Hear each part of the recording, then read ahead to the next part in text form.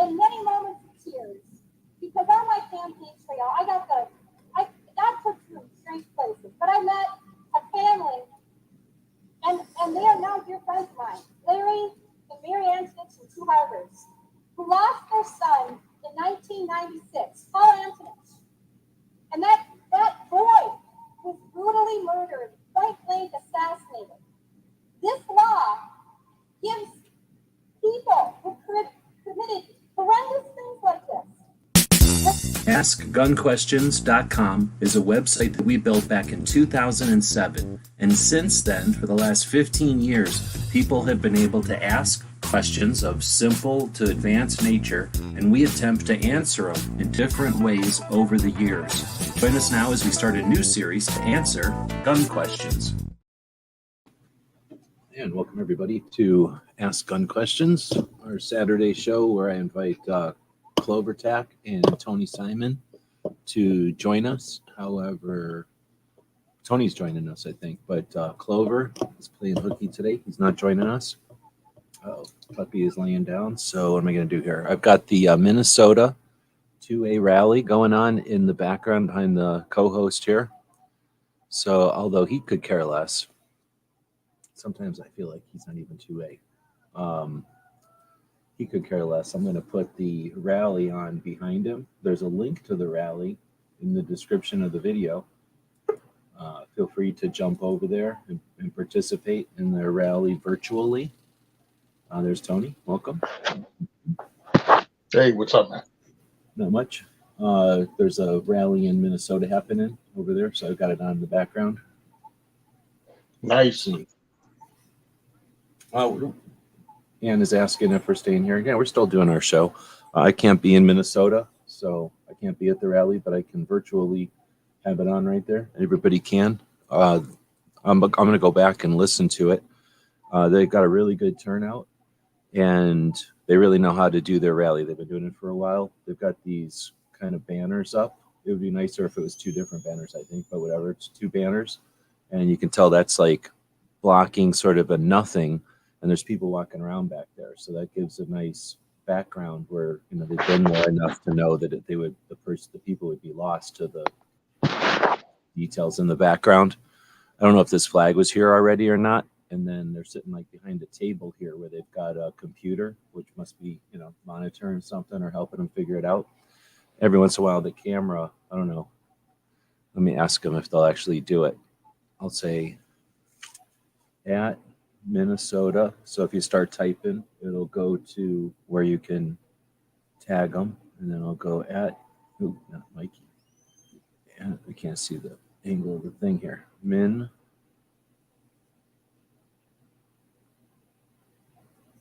Was that the right one? Yeah.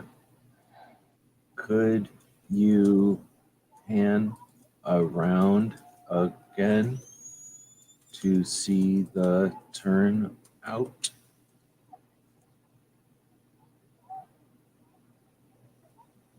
And then before they did, though, they kind of showed us how many people are there. Pretty cool. All right, so I'll turn the volume down on that even more, and we'll start doing our chat over here. My co-host completely passed out. He was out running around this morning with me, ran around the backyard, attacked the other dog for a while. Now he's acting like he's just sleeping all the time. How's things going on your end of the internet there today, Tony? It's going. Had to do some stuff this morning. This is like 3 p.m. for you, right?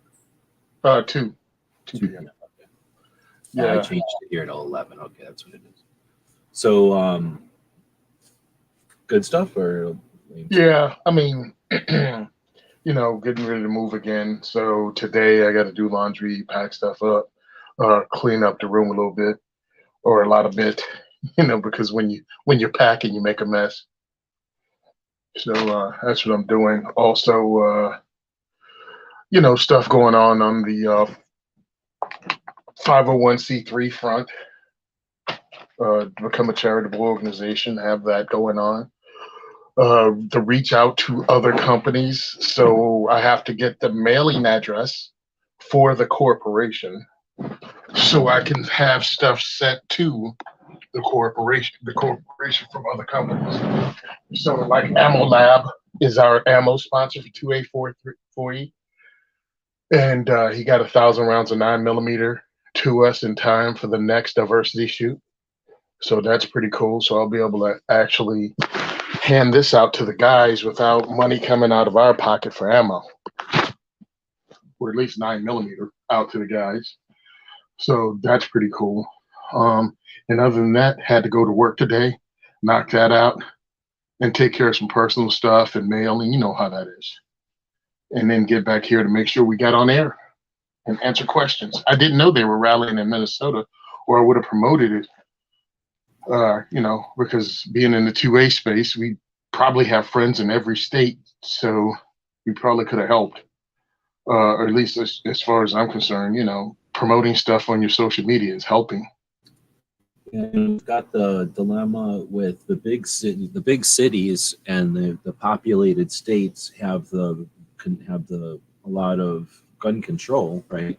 But then you don't have that many rallies, and when you do, you know, people know about them and stuff, but then the thing gets to be like, oh, should I go, or what's the point, and blah blah blah. And when you go to the states that are larger and have smaller populations, you'd think, oh, the rallies are a no-brainer. Everybody out in those states likes the rallies. Well, it's not always true. There are people that still hem and haw about whether it's worth the time and effort to go. But then the time and effort really becomes an issue. So there could be lots of people that want to attend this thing, but to drive sometimes across, you know, halfway across the state or more, you know, hours and hours and hours each way, and then to be there for a few hours and then essentially have to return, you know, it's a big ask, and because of that, people are saying aren't able to do it. And this one's on a Saturday, so anyhow, it's like you know, there's no win, there's no perfect scenario for these things. We were talking about them yesterday or the other day, and you know, I think they're super valuable. So glad to see that it's happening, but there's only 6 this year. 3 of them already happened. This is the 4th one. Oh wait, no, there's 7. This is the 4th. There'll be 3 more. Pennsylvania, Illinois, and I can't think of the 3rd one right now. But yeah, not too many. In 20 we were going to have more, like closer to, in 2020 there was closer to 20 of them scheduled. Oh yeah, because I remember you posted it, I posted some. Like they were going up all over the place.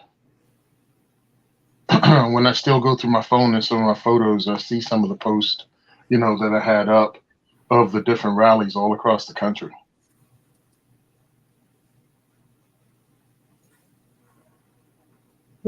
Sorry. So AnneMarie is out there live. We were here to ask questions or to answer questions. Clover's not going to show up today. He went to some kind of flea market / they said it's like a flea market flyer, and then in the flea market flyer it says there'll be a lot of guns.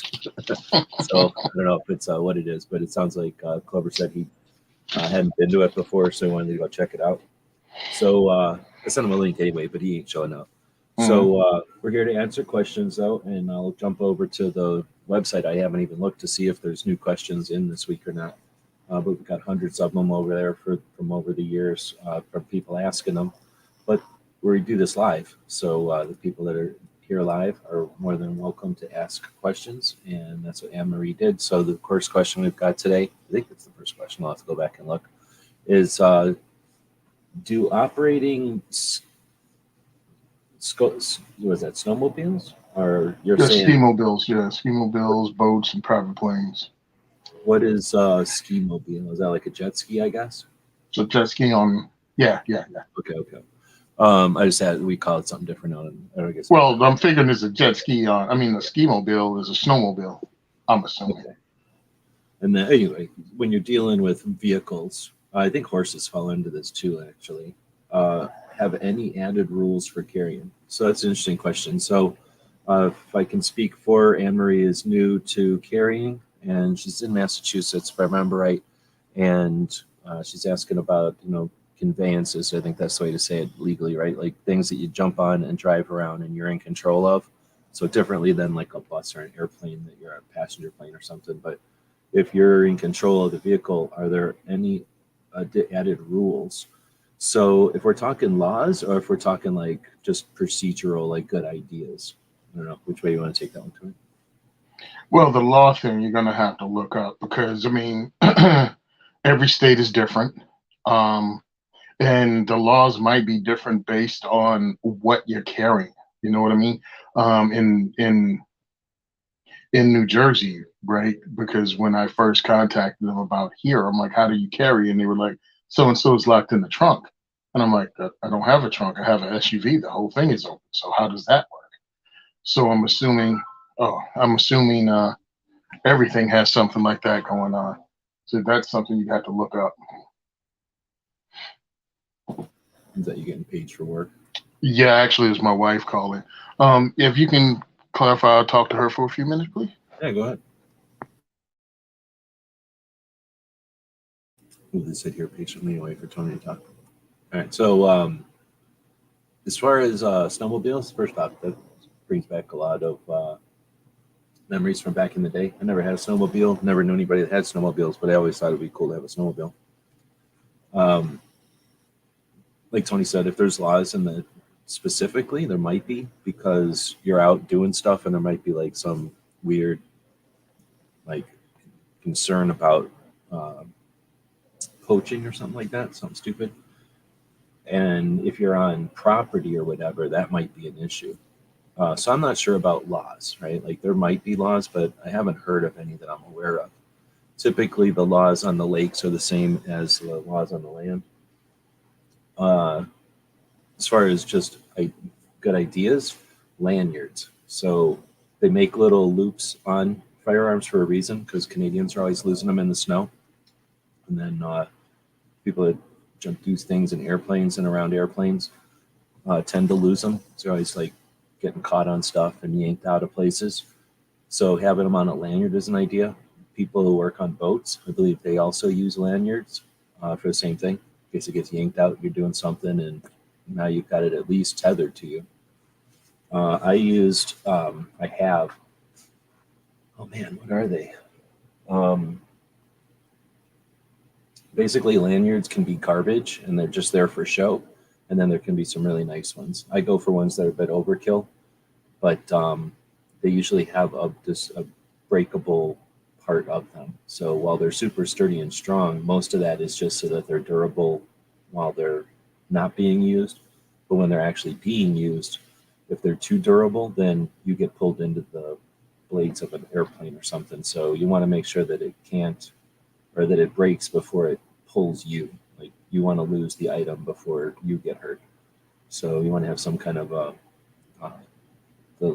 like a link in there that's less strong, I guess, than the rest of it. That being said, nobody ever gets them. There are some curly Q kinds out there. It's pretty much like a curly Q, like an old telephone cord, and they just kind of attach to the back of the gun or the knife, or I guess on a rifle. Might be a little bit of overkill, but slim. Otherwise, you might want to consider what kind of gloves you're going to be wearing, and if they've got a trigger finger. Back in the day, to be cool, we would cut a trigger finger in our gloves, but you don't have to do that anymore. You can do things like just cut a slot or something. Sometimes they probably make gloves now that can be used for phones, and they might have a way to pull fingers out of a mitten or pull a finger out of a glove or something for something like where you need the dexterity. So for something like that, I could see that being an issue. Then you got where you're going to carry that thing. So either going to carry it in some kind of outside the waistband, inside the jacket, which is probably pretty safe, or you could put it on some kind of what are they called? Like a guide, an outfitter's rig, where you'd put it on the outside of everything, like the holsters that were used by the pilots of World War II, where they would put on all their gear, and then on the outside of everything, they'd have, it wasn't really a shoulder holster, but it kind of went around them like a sling, and then held the gun kind of in front of their abdomen, I guess, kind of below your boob on your left. And like think of the 1911 holsters from back in the day. they make those nowadays, and they call them usually outfitter or guide holsters. And the idea is you can wear them in a boat or a airplane or whatever, and they are pretty decent. But the problem is your gun is now outside, so depending on what kind of environment you think you're going to be in, like I'm in Arizona, I don't really think we're going to have. I mean, it's possible to have like a mountain lion or a jaguar from Mexico or something, but in reality, the most dangerous thing we'd probably encounter would be the human type of coyote or some kind of drug runner or something. So you're not going to get snuck up on by anybody like that in the desert. So I wouldn't be concerned about having it quick draw or nothing like that. But if you live somewhere where there's like wolverines or mountain lions and you're going to be hunting turkey right around mountain lions or something, then yeah, you might want to think about having a holster that can draw quicker. Want to be back now? Yep, I'm back. So I was just talking about how to carry, like, what kind of holster to have it in. I guess having it outside in some kind of holster, and then the issues you'd have with snow and weather getting on it, versus having it inside your clothing and having it a little bit harder to get to. Yeah, I just heard the last of what you said, and yeah, purpose is important. Threat level is important. Maybe if you're riding on trails that are popular, you don't want people to see that you're armed. Well, that's a good point too. I didn't even think about other people around. Yeah, so you never know, because I mean, there's different circumstances for as many different people there are different circumstances. So it's all to be taken in consideration. One of my guys that's on the Gun and Gear Review podcast, he rides a motorcycle, but he rides through, South Carolina, North Carolina, so he can actually open carry, but he chooses to wear it under his jacket, motorcycle jacket, so it's covered, because you never know who's watching you, who's looking at you, and concealed carry offers you as the carrier more options, in my opinion. I mean, it's true. It just offers you more options. You can choose to look unarmed, or you can, unzip your jacket and let your freak flag fly. But that's the good part when I speak to people about, well, when they determine if they live in a constitutional carry state, but you can only carry open without a permit. I'm like, it's better to have the permit because it gives you more options. Maybe you'll be in a situation where you don't want people to see you have a firearm.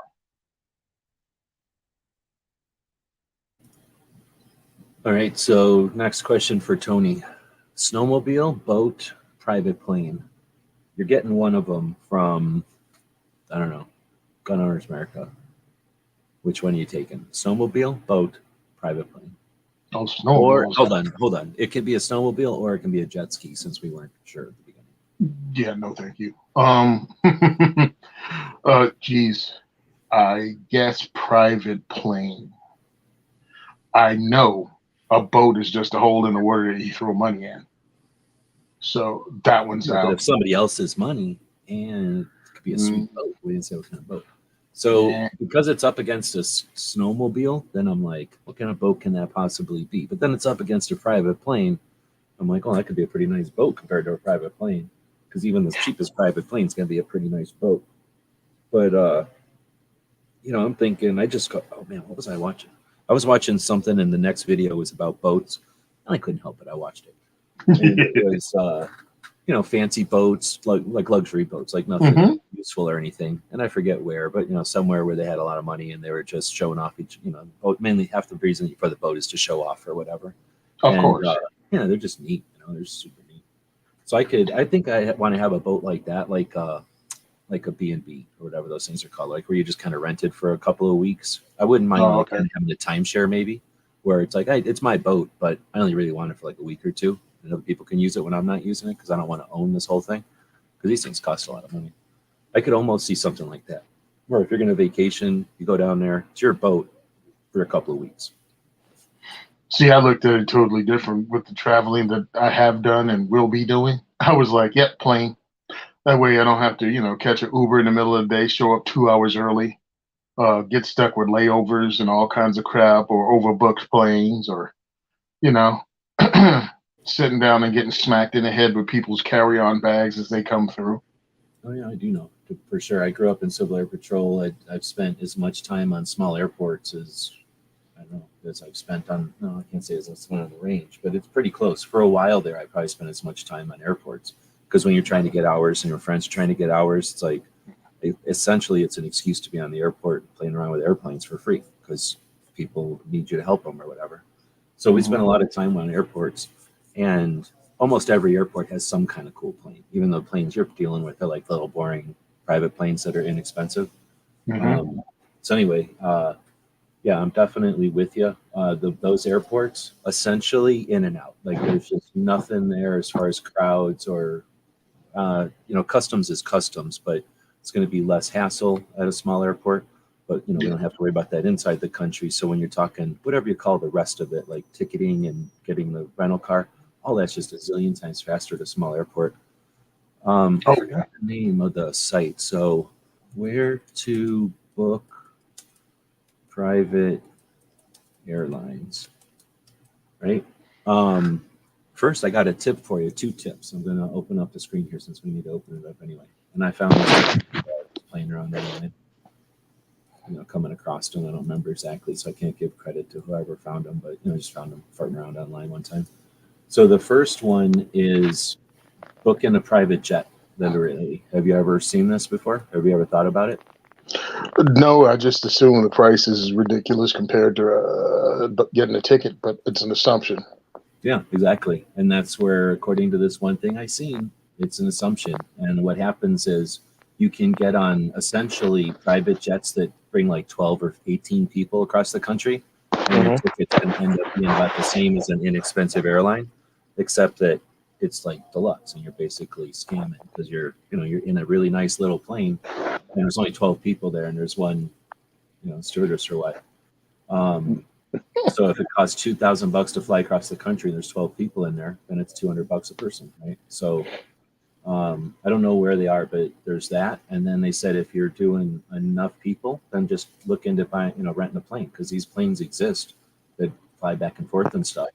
It's not like you're renting a, a single Rolls Royce. You're renting a Rolls Royce from a company that owns dozens and dozens, and that's what they do is they rent them. So they're doing it to be price competitive.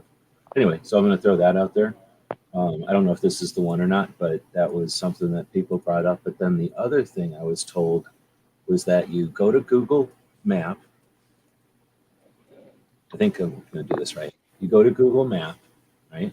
You're with me. Just going to Google Map, nothing fancy there. And now I am going to type in New Jersey, like if I wanted to fly to New Jersey, Mm-hmm. right? And then somewhere I'm going to type in I want a flight or something. It's going to ask me somewhere I was supposed to type in flights. All right, I don't know how to do it. I forgot how they said to do it. But essentially, you're supposed to go to Google Map and maybe not the flight. Maybe there was the flight part, but not maybe I should put Tucson in here. Anyway, you're supposed to go to Google Maps and just look. And the way Google Maps works is it'll refresh with whatever the current lowest flights are. And there's some ways you can think with that to find, like when they say like a flight's about to leave and it's got missing seats, so they'll sell them super cheap just to have something to see. Mm-hmm. It's essentially that kind of thing. So if you're able to fly, relatively quick or it's last minute type of trip, then that's a thing. And there might be something else to that. So maybe type in, I don't know that like, now that I'm doing it, it's not showing up as easy as I thought, but maybe you just type in flights. Is it that easy? They did something, and what happened was they started to see all the airports pop up with, how when you Deals. type in gas stations, like Mm-hmm. sometimes when you type in gas station, it'll just show you all the nearby gas stations and what their prices are. It sort of does that with the airlines, at least on the thing I've seen. So I'm not doing it right, but anyway, think about maybe type in like how to get cheap flights on Google Map or something.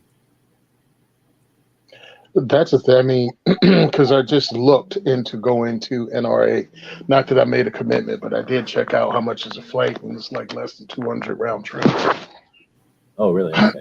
You're not Yeah, that far from Indianapolis, or wait, yeah, it's it's in. Indianapolis. Yeah, Oh, it is in Indy this year. yeah, it's in Indy again this year. For some reason, I was thinking Tennessee or something.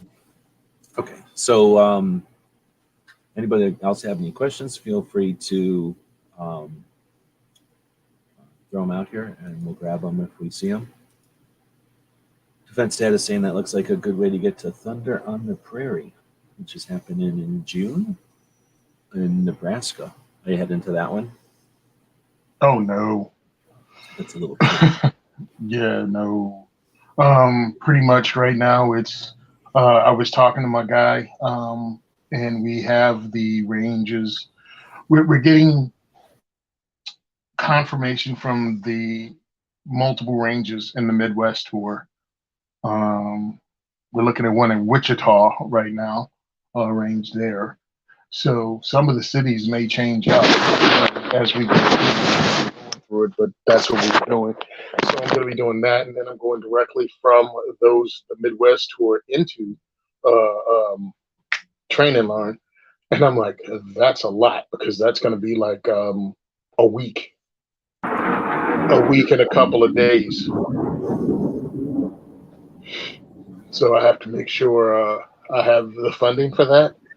And what is that? That's that whole thing. That's my travel right now, even though I'm going to reach out to Guns for Everyone and maybe have a discussion about trying to get to Colorado and do a diversity shoot there too. And I'm talking about in the next week or so. I want to find out, can I squeeze one into Colorado before, it gets cold and I freeze my butt off out there. I also want to have enough time to promote it between me, Edgar, and the sources he has. You know what I mean? So, are you going to the Gun Rights Policy Conference in Phoenix? It's in Phoenix? Yeah, When? in September. Frick a frack. Hey. That gives me a chance to get back out there, maybe even connect with the people I spoke to and host Because then diversity. you could go to Colorado from there. Ooh. Okay, well, this is interesting. I'm just thinking that's in September. I don't know what Colorado's like in September. Does anybody know? I think it's still okay. I think it's okay. No, I don't know. What it's like. I don't know if it's okay, but I'm thinking it's not later on. But a lot of stuff I'm assuming too, Yeah. I'm trying to remember. I've only been to Colorado a number of times, but they're always around the Wanamaker Gun Show, and I think that's in November. So there's no way I don't think I went to Colorado in November. All right, so Mike says not a question, but I want a 2-hour training session with Mike Pettengill. Do you know who that is? Pettengill? If I'm saying it right, Pettengill, Pettengill. Not off the top of my head. Through the San Diego Gun Owners. He's probably California instructor. This will be my first formal firearms training. It will be at an outdoor range called this name of this range. So I don't think I know that range. I'm going to put it in here, go to Google Maps and find it. But yeah, very cool. So any advice for first class at an outdoor range? Yeah. All right, class at outdoor range. He didn't say what time frame it is, but I say make sure you bring clothing that it may get, because I've had this happen. It got cold as I don't know what, and this was a supposedly summer class. So luckily, I keep a rain jacket in my vehicle because locksmith, and we're always out. You know what I mean? And it's just something I do. So prepare for inclement weather. Have plenty of water. Don't depend on other people to come up with it. You know what I mean?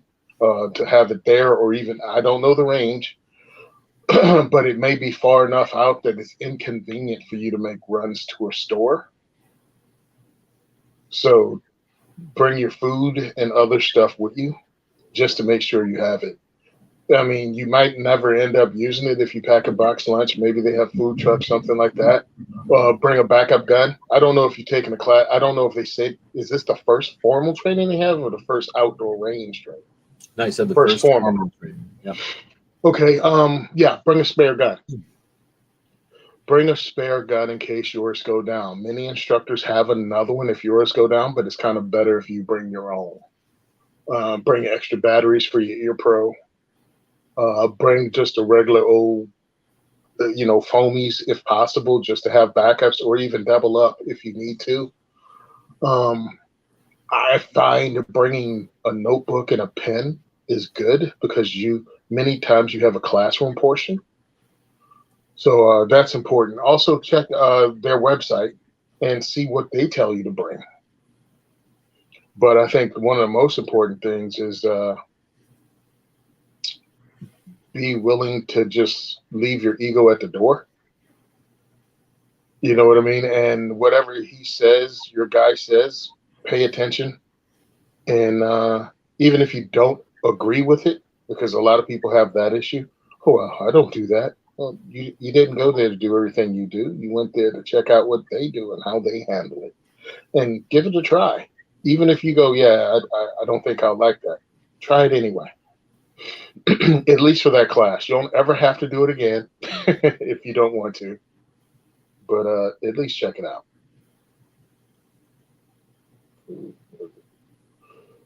looks like a pretty cool place. I've been zooming in and around on it. I've never been there, but it sounds like pretty cool. They got Cowboy Narco SAS. I wonder if this is where I've heard of SAS, Single Action Shooting Society, coming out of California. I wonder if this is one of the places that it came from, or how many places can there be? So that's pretty cool. Man, so Mike ain't a youngin'. So I would say first thing to bring is the mindset that you're there to learn and to have some fun, but also to that you're not you don't have to do it all at once. So not to try to impress nobody, kind of along with Tony's saying about the ego thing, but just I know that sometimes with getting people can kind of hype it up, thinking about it a lot. Some people hate it so much that some people defend it, and then it just becomes a topic. So I would say with a grain of salt. Is that a way to say it? Like, I don't know how the right words, but just to go in there and understand you're going to be learning a lot. Ideally, from a great instructor, it's going to be like a fire hose. But even if it's not a fire hose of good data, or maybe a constant stream of data, doesn't matter if it's good or not, but sometimes it's just a lot of data, and that can be overwhelming, and you can think, oh man, do I have to remember all this? That's the thing. You've been a gun owner as long as you want, and you've been around. It's just younger people taking training, I think, have less to compare it with, but you've got all the stuff you've ever done to compare it with. So it's just another thing, and people definitely take it more serious. Some people take it way more seriously than others. So that's something I would give advice to an older folk, is just realize that some people are going to really, really, really take some of this seriously. And not that you don't need to, it's just that you have to realize that they haven't figured out that there's more to it than wherever they're at. So that's and I'm not sure what it's like in California, but I suspect it might be interesting to see the students too. Like, think about, as an older person going into a class, you're not going into a class as an older person to, I don't know, you know what I mean? Like, get prepared for some kind of secret missions in the rest of your life. You know what I mean? You're going in there to experience it and see what it's like, but you're not prepping for lifelong adventures and stuff. So take a look at some of the other people there and see what kind of folks are there. What I always recommend to anybody taking a class, and it's tough for me because I've been around guns for a long, long time. So I have a comfortability, or whatever the word is, with guns. I mean, I know what every gun is. I can't help it. I've just been around them. I may not know every single model, but I've seen every other gun. I've seen every gun before. I don't count the new ones because who cares? But it's like But you know what I mean? Like, it's just a little bit different. I'm not ever like, oh wow, look at that. So I just, because of that, it's tough to kind of think. But one of the things that I try to recommend, so that you're thinking outside the box or just thinking about stuff that's different from the normal, wear ear pro and listen to your instructor type of mom advice, is to think about the other students that are there. Look at the other firearms that they're carrying and maybe the accessories if that's your thing. But if your thing is red dots, one of the reasons you take a class is to get the experience of the other students. So if they've got a red dot that you're interested in or one that you may have heard other people talk about, and you've got the opportunity, the classroom environment gives you that chance to go over and say, hey, what do you think of that red dot? What do you think of that trigger? What do you think of that mag well? Whatever the thing is that's thing of the day that people are talking about, or that you, maybe somebody's super proud of something, and ask them about it. What's so good about it? And sometimes you learn, oh, wow, for just a little bit difference, Magwell really makes a difference. And then maybe that's your thing. Like maybe you're just, that is your glitch. Like every time you smack a mag and it's catching and frustrating, and now you don't want to go shooting anymore. You find out that a Magwell makes that issue go away. And now shooting is back to being a cool thing again. I mean, I don't know, I'm using a crazy example there, but these other students are not just in the same boat as you, but they're there for they're part of the experience of the course. So you have an opportunity to meet people, and you have an opportunity to learn from their experiences. Actually, he just posted up that it's a private lesson. All right. Oh, it's a private one, like you Okay. and the instructor. Yeah, Mike. So, cool. All right, that's even kind of sort of better because it's different. It's different because there are pluses with each one. With a private lesson, you get to concentrate on things like, don't be embarrassed about anything. If you ever had a problem with anything, talk about it. And discuss it, and bring the gun you actually carry or gonna use. That's one thing a lot of people do. Again, it's a private lesson. Let's say you have a full-size handgun that you take and enjoy shooting at the range, but you carry like a Smith & Wesson MP Shield, like small single stack. Well, bring them both. Bring them both. Bring single stack, because that's what you have for your everyday carry. If you have the bigger gun, again, for range use or even home protection or home defense, bring that too. But this is just a 2-hour lesson. So get the most you can out of it, and ask any question. Nothing is off. I don't care what it is, ask it, because you got Mike for 2 straight hours, and you might as well get everything out of it and enjoy yourself. And yeah, somebody typed it in. I'm sorry, I didn't look. No stress, dude. Don't worry about performance. Don't worry about any of that. Just be safe. Oh, nice. A 92 FS. Yeah. I enjoy training people with those because they're a very accurate handgun. They're dependable. It is nothing that is weird or funky about it.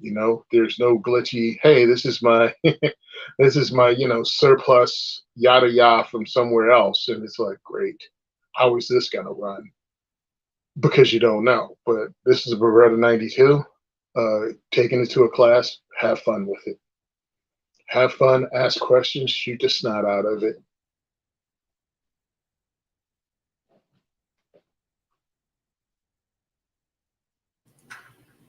Yeah, I mean, private class, there's nothing to be said. I'm nervous about how I will do on the firing line.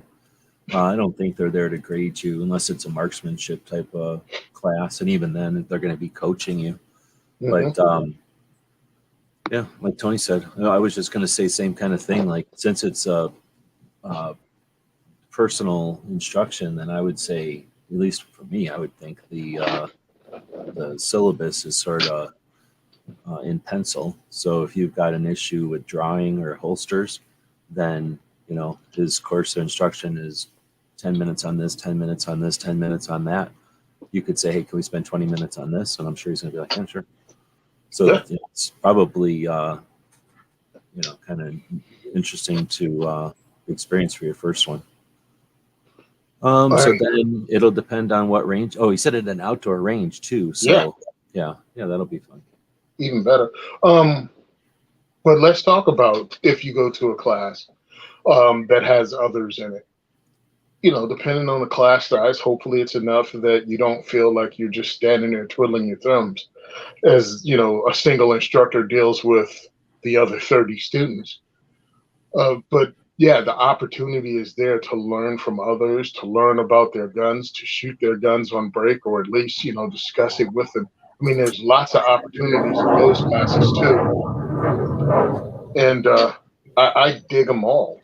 The private small classes, when it's just you and the other person, great for picking up things, learning things.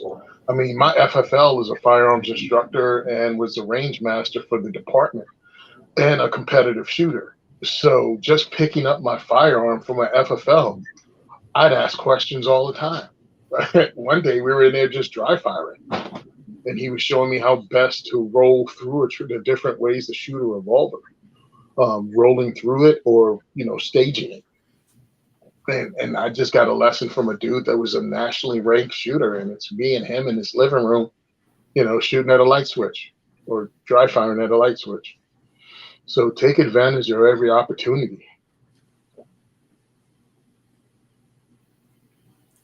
Let's see. If you're concerned that it's not just like going to be super comfortable, what do you think about the idea of just having a piece of paper and between now and the class, just writing things down as they come to you? I'll ask them about this, ask them about that. You know, what if I wear my holster that way, or whatever the questions you might have, and then Write them down. yeah, have those questions with you, and then you know let them know, hey, I've got a bunch of questions here, and Yeah, now write them down. yeah, you can fall back to those if it's not the way it's going, not the way it's going. Wait, if it's not going the way you expected, can you hear those airplanes? Yeah, I can. I didn't know. I thought it was an airplane when I heard Yeah, we got it. an air show going on today. It happens every other year, and I live right underneath the airport, so Okay. a free air show. I don't have any idea. I keep going out there to see what it is, but I'm doing it the wrong way. I'm looking after the fact. They're way gone by the time I hear them. You know how it is. Defense Dad says classes are fun. Even his big old butt gets good stuff out of them for sure. And a good instructor with good assistance can adapt any course to the people in the class. Of course, that's a little tougher if there's some thing that requires more than one person to do something at the same time, and there's different levels of dexterity or ability or something. But for a single instructor and a single student, then yeah, I would think there's ultimate potential to get stuff out of it. Oh, here's something important. If you're getting tired, let your instructor know Yeah, that's that a good maybe you point. need to take a break. Mainly Especially in a because situation like that, because they'd be like, yeah, no problem. Let's have something to drink and then shoot the shit and Mhm. then get back to it or whatever. Yeah. Yep, I did it with my partner at work. He came into the range. We met and we ran through. And I think, yeah, going into hour two, he was pulling shots like he tightened it up and it got all really good. And then it slowly started fading. And I realized, dude, we've been here for 2 hours. You know what I mean? You're running rounds through. I had him use my 22 because he had an FN 509, but I wanted to one find out where he was, you know, with shooting a handgun, and we established that, and we worked on the fundamentals with my handgun, and we put probably an hour and a half with it, and then I just had him break out. We were running some drills with his full power, you know, full size 9. And then it just started going a little haywire. And that's when I realized, dude, we fired almost 300 rounds of 9. I mean, excuse me, 300 rounds of 22. I'm like, so yeah, he's tired. But we still have to book it and continue it because he wants to be decent with it. He never shot a handgun really before. He's never shot a full box of ammo. He said he's not even fired a full magazine until that day.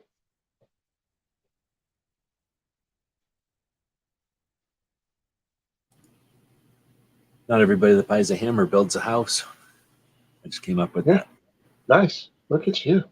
Yeah, I just came up with that. So, Mike, I would say you're looking back at the point that you've got 2 hours from the San Diego gun owners. It's not like you signed up for a class and he's expecting to give you, here you go. He's offering something to San Diego gun owners. You won, so he's, giving you this time. I suspect if you had, um, let's say, curiosity about like the 357 revolver I'm carrying, a polymer revolver from Ruger, or whatever Tony's got, or a 1911, or something else, one of the Wonder Nines. If you were to let him know ahead of time, hey, do you have any way to get XYZ? More than likely he's going to either have it or get a hold of one, be able to bring it there, and you might be able to get something that personalized, like not just here's some general instruction, but since I'm showing up to instruct you for this reason, it's kind of special. Yeah, I'll bring that, maybe NAA 22 long rifle, tiny revolver, so you can see what it's like to shoot one, even though it has nothing to do with the class we're doing here.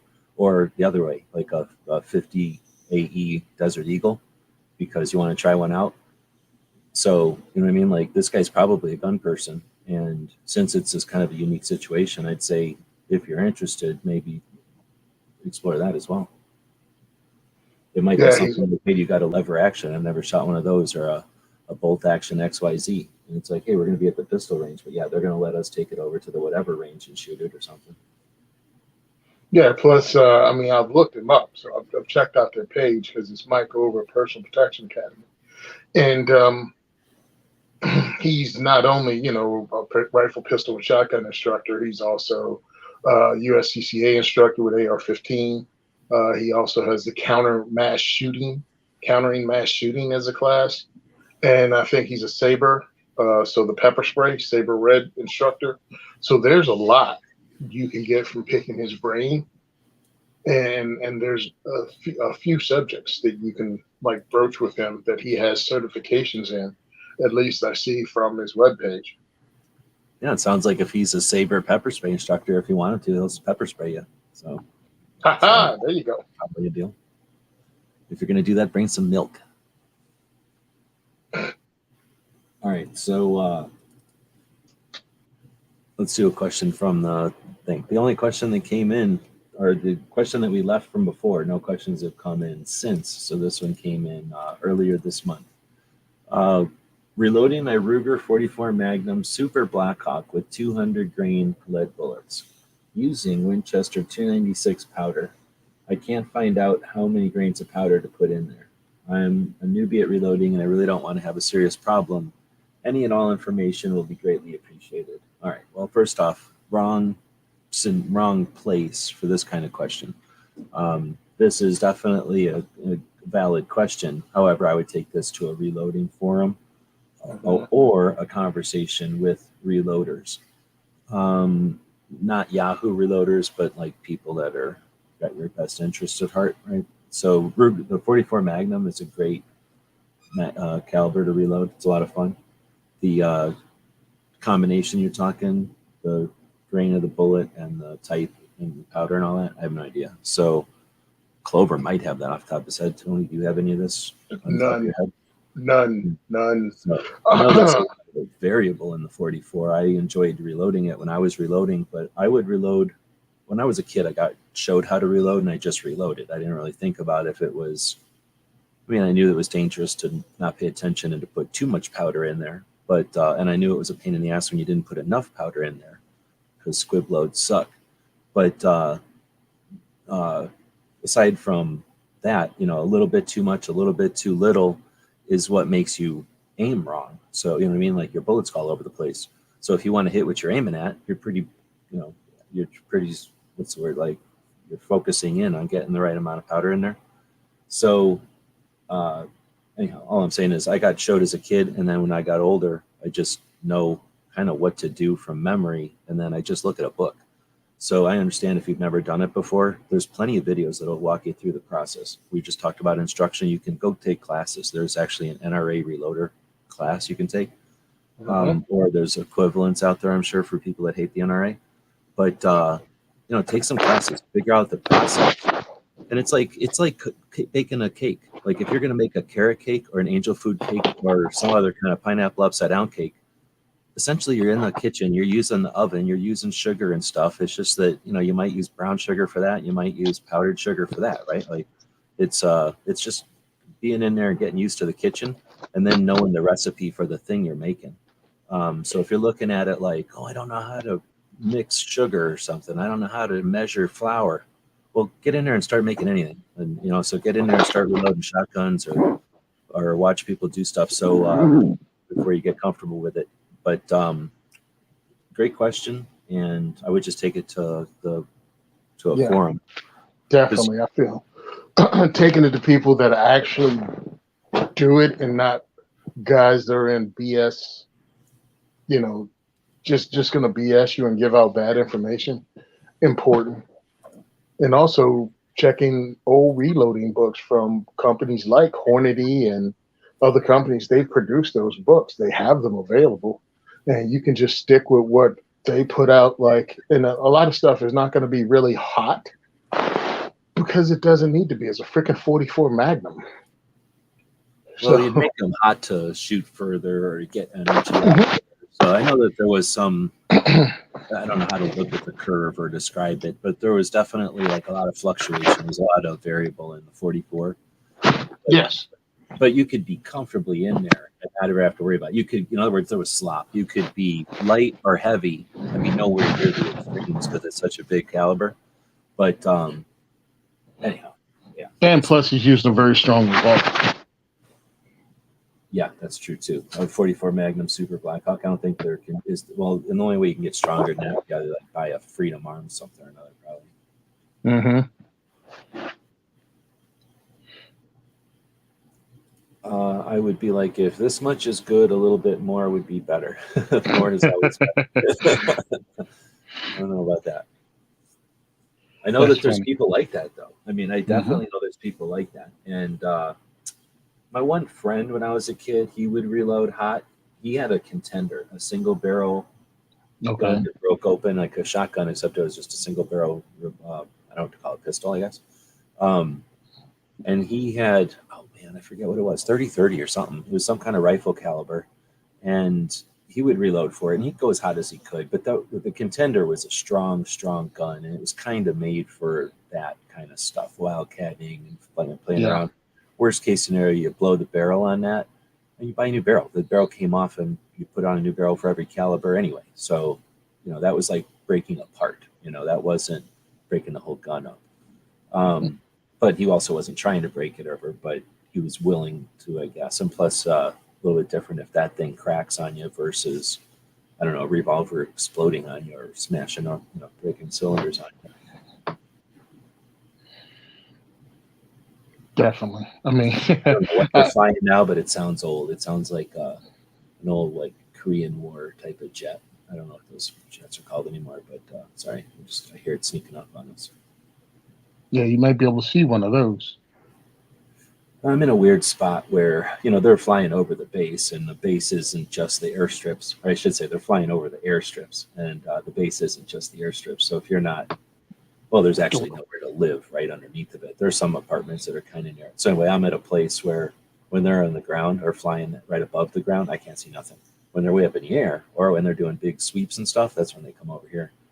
But these little jets, the World War II ones, they're tight. They don't need to come way over here. They can. The big jets, they can't handle. They can't do tight turns and stuff. They come way out everywhere. Like the Thunderbirds, they're all over the town. Oh, heck yeah. They're just going too fast and they're too big. So they do everything way up in the air. But the little planes, the World War II planes, they can do their stuff. Anyway. So I hear them, and every once in a while, it would be neat if like a Corsair flew by, but there's no way to know it's going to do it. Actually, there is. I was watching a thing that every plane puts out a noise, essentially, so that other planes can hear it. And there's a way you can listen to that with a little $35 deal, and then plug it into your computer, and then download some maps and stuff, and essentially pull the same signal that like a what would you call that thing? The air traffic controller would have. Mm-hmm. It's just so like GPS. It's out there all the time anyway. All you got to do is turn on a thing to listen, and have something that understands what the pings mean. And I don't know if it would be actually pretty neat to watch during an air show, because it's essentially you're looking at a map of Google Maps, but instead of just being Google Maps, you got all these little airplanes that with their little, just like a radar. And I wonder if you were looking at Tucson right now, if you'd see 5 little Thunderbird dealies hauling ass in real time all around town. Anyway, we're getting off topic. So that was the last one from this month. We can go backwards in time. Actually, we're at an hour. How have we been BSing for an hour without Clover here? It's crazy. It seemed like 20 minutes or something. I would thought we thought that we were talking for maybe 10 minutes. I could see it being an hour if Clover was here, going on and on. But it's just us. Let's see. So I don't know. Should we hit another one? Does anybody else have any other questions out there? DJ already had to take off. What do we got going on today? We have a couple of interesting things happening today. I don't know if you've got anything else going on today. Do you do any other shows on the weekends? On the weekends, no. I'm going to release my podcast tonight. I didn't put the commercials in. I got to make 2 of them. One for Marty's V Burger here in New York City. He's just one of the guys that's helped us from early on, and he has a vegan restaurant in New York City. Yeah. What? Oh, I didn't know about this. Yeah. So we were talking, and I was like, "Sure, man. I'll freaking throw in a commercial for you. What the heck?"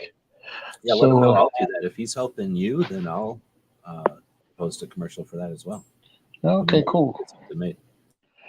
Yeah, he was like, is kicking this, the COVID thing in New York shut down with their restaurants, and now trying to get employees back to work in the restaurant. What's the name of it again? Marty's V Burger. You ever been there to eat there? Nope, never been there. Marty's V Burger over on 27th in Lexington.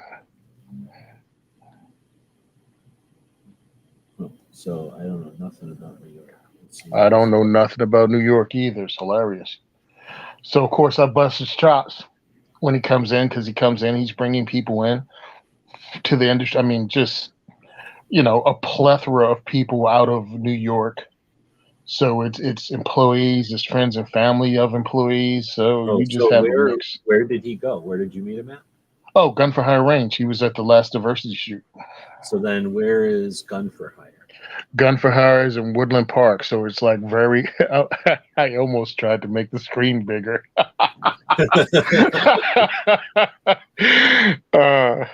It's East Orange, West Patterson. All right, right here. Yep. Okay, and then you say that's about an hour down that Route 3 or whatever. Oh, it's like 15-20 minutes. Oh shit! Okay. And then. Yeah, so this is, look where the Empire State Building, this place is right by the Empire State Building, just south of Central Park. And then, because when I first looked at it, it looked like a bunch of houses, but I don't know shit about New York. So this must be stores and things, I guess. And then most likely, yep. Try Marty's V Burger. Oh, what the hell? My little dude can't drop down in here. So I told Marty, we got the event going. I was like, listen, the pizza's here, everybody. Please enjoy yourself. And I was like, and Marty, I hope you ate before you left home. There's the locksmith right there. Hey, look at that. So I can't remember where it was. So somewhere around here. Dang, I can't even imagine living with this much. No. Around. Just ill. I don't want to do that. Wingstop on the corner. I guess there's restaurants at the bottom everywhere, and then people live above everywhere. I just don't know. Oh, everywhere, dude. I just yuck. Like working in the city, being a locksmith, flying in and out, having to park, having to jostle the park, double parking, and all the other stupidity. It was just a pain. Okay, I think I found it. So I don't know how I would park the van here. I guess on this little strip here. Oh, there's parking. So I could go park next to that van. Or wait, is this like, you can only park here for 5 minutes or something? But that's why I got the white van. So there you go. Marty's V Burger, fast Cool. food, no bull. They got the cool people hanging out and looking at it, even though it's closed. That's pretty sweet.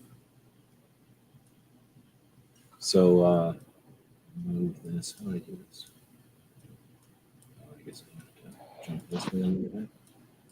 Yeah, so Marty came in with some ammo, so I was able.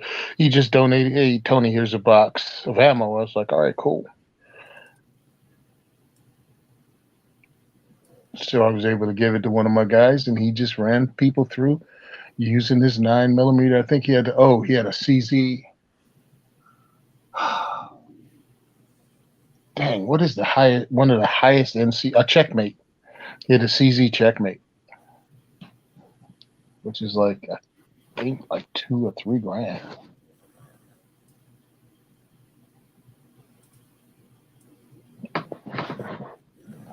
So grab that scene. Oh man, there's a van in it. I just noticed there's a van in it. And Yep. there's a cool New York City thing with the tree and everything. The best part of New York is the part with the trees or whatever. So we'll just Econoline. go ahead and save that real quick. So Looks like a newer Econoline too. yeah, it is. It's a Ford, but See, that's what I had for my companies that I work with. oh, I'd take a Ford, man. I'm not saying I wouldn't. It's just that I looked at, like every time I worked for the government, they gave me a Chevy, so I just Okay. custom the Chevys. Mainly because I beat on them. Like I beat on them a lot. They just kept coming. Like they just kept Yeah. getting it. And I'm like, My first company, I can't. we beat had one. I'm gonna get another one. we had GMCs. Beat the shit out of those. Beat the crap out of those GMCs. And then the next one we had Fords, and I'm like, I mean, Yeah, I Fords guess you are have a huge, preference. too. Yeah, I mean, I like the look of Fords too. I think the Fords actually have a little bit. I think a little bit easier looking hood, but I don't know. I haven't been in. But to get into it, no van is easy to get into. I mean, I dug the vans, and that was cool because I whipped them around every day. And but man, when you get into a car after driving a van for Oh, I gotta 12 or listen to 16, this. uh,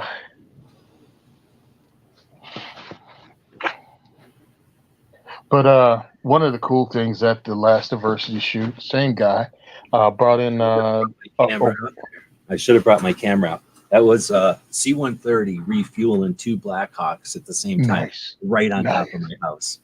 Oh, that was cool. That would have been a massive fireball. Jeez, man. That was neat. How many millions of dollars did that cost to fly 2 Blackhawks refueling at the same time? I don't even think that's legal. That's awesome. 2 They were Blackhawks so refueling. close, dude. Oh man, I should have brought my camera. Next time I'm going out there and bring my camera. Pilot, co-pilot. They've never done that before. So Refuel. you know what that is? 1/60th. They're not even fucking around. You know what I'm saying? Oh, that Like, was 1/60th out there? Who Wow. else would do that? You know what I'm saying? Like who else would have the balls to fly 2 Blackhawks behind us? AC1. What are those things called? The RC-130? I don't know what they're called. But whatever these AC-130s. I'm like, what the hell's going on? And I'm like, oh my goodness. They were so close. That was so fun. Oh man. Anyway, sorry about that. That's great, too. I was going to jump over to a tool over here and jump into the image portion of it and then jam over to this one and then upload this, crop it, I guess, generate variations. Awesome. Let's see what happens when the AI takes his thing and screws with it. I was just curious to see what happens if the AI, or what the AI does to a couldn't do anything. What the?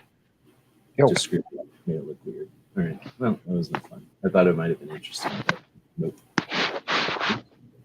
I'm reading what is it? MC. He said he got stuck in the company's '86 Isuzu Pup as a work truck. How's this one? I had the very first, like 1983 or 86 Plymouth Voyager or Plymouth Town and Country, one of the two. Chrysler Town and Country, that was it. Minivan as my work van. when what happened is we had a lot of trucks and they promoted me to manager. So I didn't need a full size truck because all I would do was go to sites and help people out if needed to drop parts off or things like that. So they gave me this thing. It was a stick shift. They had a freaking stick shift in the floor, bro. It was like the first year they came up with minivans. I don't know. As much as people give minivans garbage, like I had a friend that had one, and I mean, it was like the parents had it and then they gave it to him, kind of thing. So it was like, here's your car, like here you go, and we just destroyed that thing. But man, we took that thing everywhere. It could go everywhere. I really liked it. I mean, it's a van. But, Oh, this was barely bigger than the station wagon. yeah, exactly. I mean, it technically was a van, but yeah, it was really small, but it could park anywhere. That was the cool part. And I'm just saying, they were inexpensive and nobody cared if you trashed them. They were neat. But yeah, as far as being nice or anything, yeah, I can understand. They're far from nice. Oh, my personal, I didn't care because it was only to go from point A to point B, like dropping stuff off. It didn't matter with me, but it was great. Yeah, I know it was a Plymouth. Yeah, the Voyager.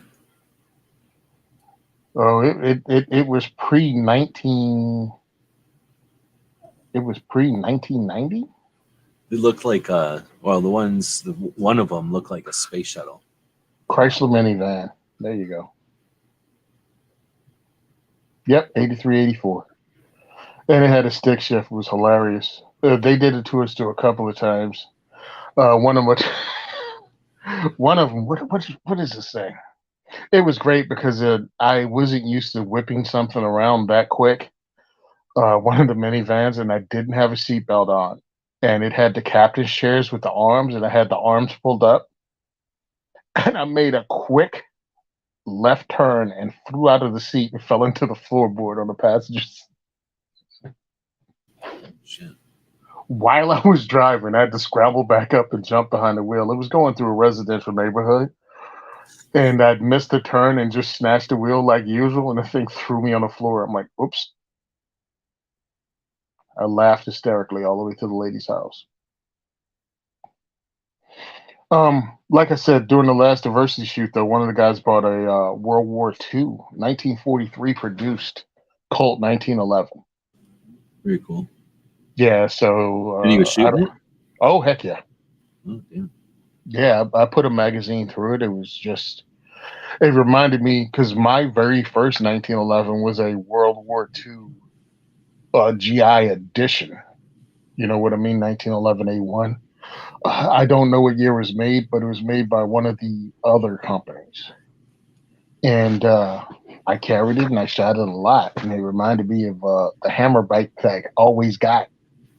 And I was like, yeah, I remember this feeling in my hand. And he had a CZ97, which is the 45 ACP version of a CZ75. And that has a big beaver tail and much more pleasant to shoot, much better sight picture, much better everything. But, you're fast forwarding 70 years. Well, it's like the difference between like a Jeep and like I don't know, it's not a Cadillac necessarily, but like a nice car versus a Jeep, right? Yeah, I mean, you had the military version of something, and then you had like, the more advanced. I mean, let's just go from a World War II vintage Jeep, Willys Jeep, to a H3 Hummer. Yeah, it's the kind of civilian version, way more expensive, way more optioned version of what this was. Jump in a time machine. This is what happens. Is that a photo of him? The puppy? No, he's just. Oh, there he is. All right. He's just knocked out. Yeah, we went around, driving around, and whenever we stop, or whenever I go into a place, he freaks out. So that wears him out. And then when we got back, he was all wound up. So he's been playing with the other dog nonstop. which just means the other dog stands there and he runs all around. You know, like that one cartoon with the big dog and the little dog. Like, Hey, Spike. hey, Yeah. hey, Spike, hey, Spike, hey, Spike. And he's jumping all around. That's what this dog does to the big dog. And then he's just worn himself out. Any preference? He'll end here pretty soon. He's going to sleep for an hour. No, we've been live for an hour, so I'm guessing he's been asleep. Well, yeah, I just got done. So we were watching the. Dude, I hate that. I opened up YouTube. It went to shorts for some reason because it likes to jump straight to shorts. And then it went straight to some dumbass gun short. Like there's cool gun shorts. There's lame gun shorts, which I don't care about one way or the other. And then there's these ones that are like, I don't know what they are. I guess they're just dumbass kids or something. Like, you know, just being dumb. Yeah. So, you know, I don't want to dislike them, but I dislike them because I don't want to see the account. On Instagram, you can say, don't show me this account anymore, you know? Oh, I wasn't aware of that. Wait, am I wrong? Yeah, on Instagram, at least when I'm watching the video parts of Instagram, when you're scrolling through there, if something dumb comes up or something weird, like I don't like seeing the weird shit, and I don't, you know, so I'll say, don't show me this anymore. And then it might show me one or two more things like that. And then if you say, don't show me, oh, I forget how it is anymore. But you can say, don't show me this topic or don't show me this account. So usually I think I say, don't show me this topic. And then if it shows me anything like it again, I'll say, don't show me this account. And then I never see it again because it doesn't like blocking accounts. Anyway, that's one of the ways I play with it so that, or I try to tune it so that it's not just showing me completely random stuff. I wasn't even aware of that. I don't know. YouTube doesn't. YouTube, I'm talking Instagram. YouTube will, at least I haven't found a way. I'll go in and delete my history on YouTube when the dumb stuff comes up, but I still see the dumb stuff. In fact, I usually see the same dumb video. There was a video of a guy, I forgot what happened. I think it was like a doorway in a hallway, a door at the end of a hallway, and somebody was reaching into the door, like trying to unlock it or something. And then somebody comes up and he knocks him with like a stick. Oh, yeah. Fucking hate that one. And she shows me that shit all the time. And I'm like, don't ever show me this again. Quit showing me this. I hate this. Oh, yeah. It showed it to me a lot. Sick of that thing. Yeah, he cracked that before crackhead. you can turn it off, you know? And it's like, I don't want to watch this. What are you showing me this for? It's funny because my entire shorts thing fluctuates. It's like gun stuff, food stuff, gun stuff, food stuff, and then just like thirst trap, girl stuff. I'm like, what the heck? What did I watch? Like, did I leave my phone open and it just started running stories? That's what I think happened. I think it's also showing you what your friends watch, so I can understand half the stuff I'm seeing because it's, or at least it's trying to think of what other people like that I like or something. But I try to watch the DIY stuff, and I'll just watch the DIY or the pro tips and that kind of stuff, and I'll either like it or just pay attention. Like I'll watch the whole video instead of scrolling past, and that's how I try to tune it to show me like the DIY type of things. Okay. So I see a lot of like how to use Canva tips, how to like use Instagram faster, that kind of stuff. Like there's all kinds of tips. And it'll be girls because girls are the ones that ever post these, I guess. But like they'll open up the thing, they'll type a period, and then they'll open up the period with a what would you call that? Like a background effect. So that now you zoomed in so far on the period that the period's way over to the left somewhere, but you still got the background effect. And then they're like, then you take this and you make a circle in it, and then you take this and you make a thing, and then you do this. And Instagram, I guess, likes it when you use all these dumb elements in your stories. They like it when you know. So it's like she's essentially hacking the system and making a little picture. And I'm like, oh, that's pretty neat. And the end result is like, you know, it was a lot of trouble and it was neat, but you know, you could have done it in like 6 different programs. But the way she did it was a way that the logarithm likes to see you use Instagram. So I'm like fascinated. I'm like, oh shit, I didn't know that. Like that's neat. And if I wanted to take the time to do all that shit, you know, I guess I'd make my Instagram good again. But, you know, I got to like 50 grand by doing stuff like that. You know, it's not like Instagram's magic. It's just a bunch of recipes. What it thinks is cool today. Instagram is super trendy. So what it thinks is cool today is not going to be what it thinks is cool next week necessarily. But whatever it thinks is cool today, if you do it, it likes you. It thinks you're awesome. It doesn't care what you're doing. People that go, "Oh, your Instagram hates me." I'm like, yeah, right. You just don't know how to work Instagram. Or, Well, like, Instagram just stopped paying out for the reels. it stopped again? Yeah, it just stopped paying out for the reels, period. Oh, Because they gave me mine back, and then they were like, yeah, we're done for this for a while. We'll let you know when we're back. I'm like, son of a gun. I wonder if that was for the holidays, because this is the time when usually there's very little traffic on the internet. Have no idea, but I know it gave me what do you call it? I mean, I got paid a little bit on it, which is cool, but it also allowed the number of followers to go up because my reach went way up.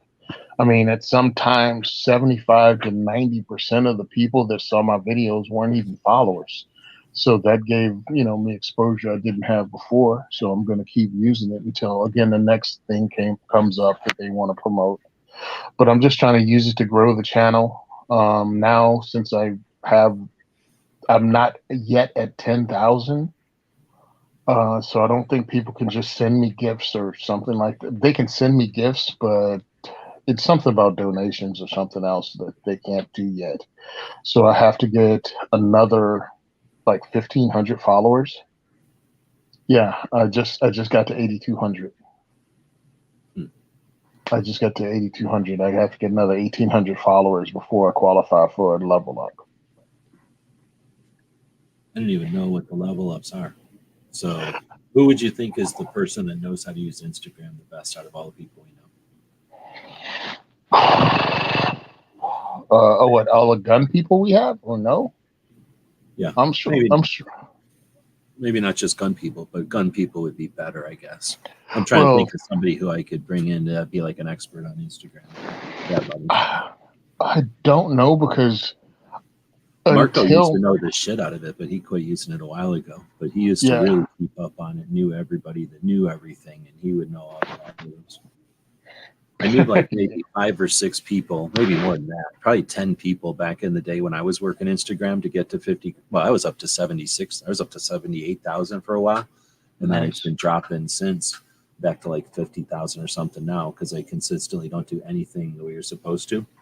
But yeah, it's just a matter of, well, it doesn't hurt nothing to have huge channels be friends of yours and like your shit. But that's part of it is appealing to the giant channels and getting them to repost your shit once in a while. Because there's channels that do nothing but that.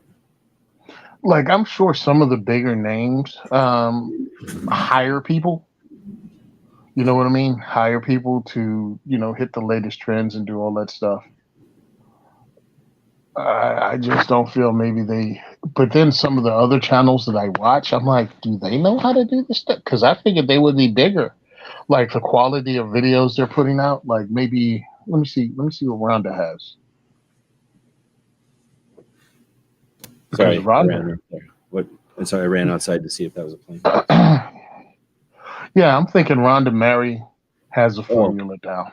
Oh no, yeah, she definitely. But it doesn't hurt nothing that she's a girl. I always got to be skeptical, but she definitely is using the system in ways like an instrument. Like she's playing it like an instrument.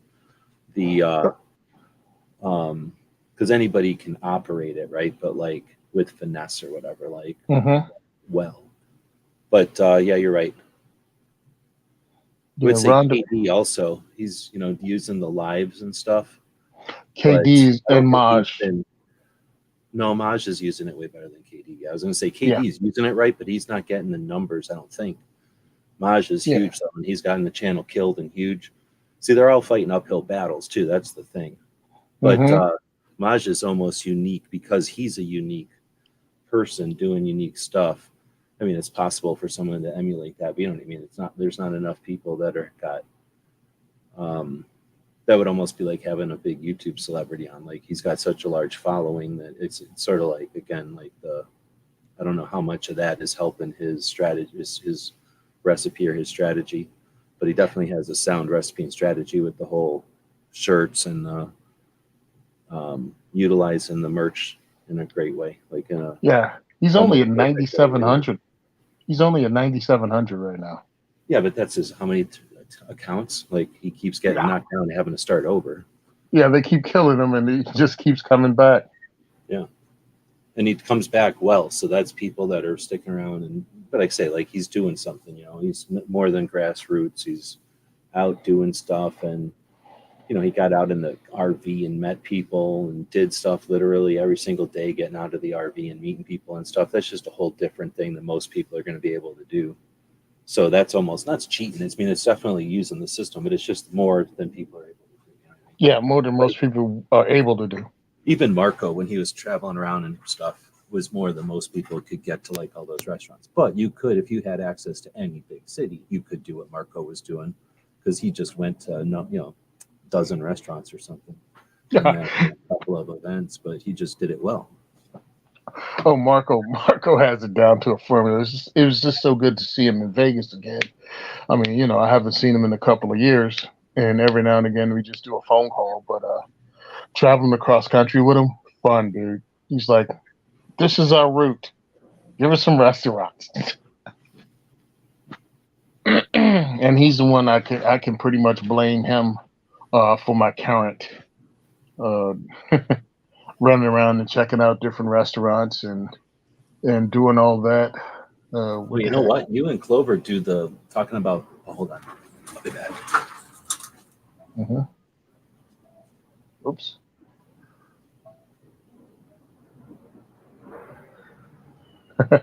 He's out there staring at the sky like a 10-year-old. I know he is because it's got to be awesome.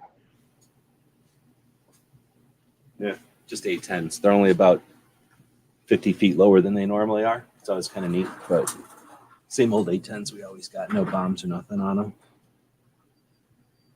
them. You and Clover do the show where you just talk about guns and stuff. We should do a show where we talk about food travels. Yeah, I mean, I'm having a great time checking this out as a new hobby and getting to, you know, visit new restaurants. Because my wife used to goof on me because I'd find a restaurant to take her out to, and it'll just be my go-to continually until she looks at me and go, you know, I'm tired of coming here. So this is helping me, actually forcing me to look for new places. And I think I got 3.7 million views and growing. Nice. On your Google Maps. Yeah, my Google Maps thing. And it's fun. It allows me to actually try to remember stuff.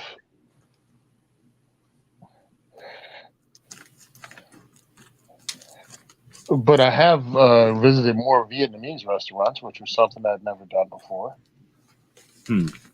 I'd like, what's Vietnamese food? I know what Thai food. What makes it Vietnamese?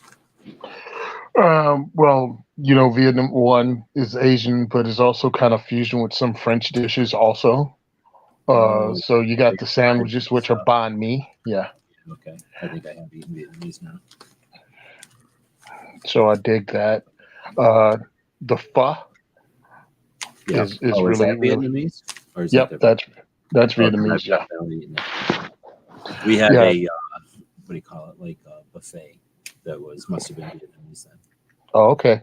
And they can make something called cracked pork chops. That's just really good grilled pork chops and, you know, white pork chops, white rice. I tried the fish sauce. See, reading a lot of Vietnam era, you know, coming up, that those were the books that were out when we were kids and growing up, thinking about joining the military. So I'd read about Vietnamese food, you know, on the periphery of some of these, you know, novels that were written by these guys or some of the biographies that were written. And it was really cool eating some of the food and tasting it. That's what I read about Vietnamese food is like, oh, it's just rice and fish. No, it's just rice and fish. Yeah, it's rice and fish. And I'm like, yeah, I guess if it's rice and fish, if you only hang out with farmers, you go into the cities and check it out. Large French influence. Like I never heard of the sandwiches until I checked out. I never heard of banh mi until I actually went into Vietnamese restaurants, and I was like, oh, okay, cool. Who knew?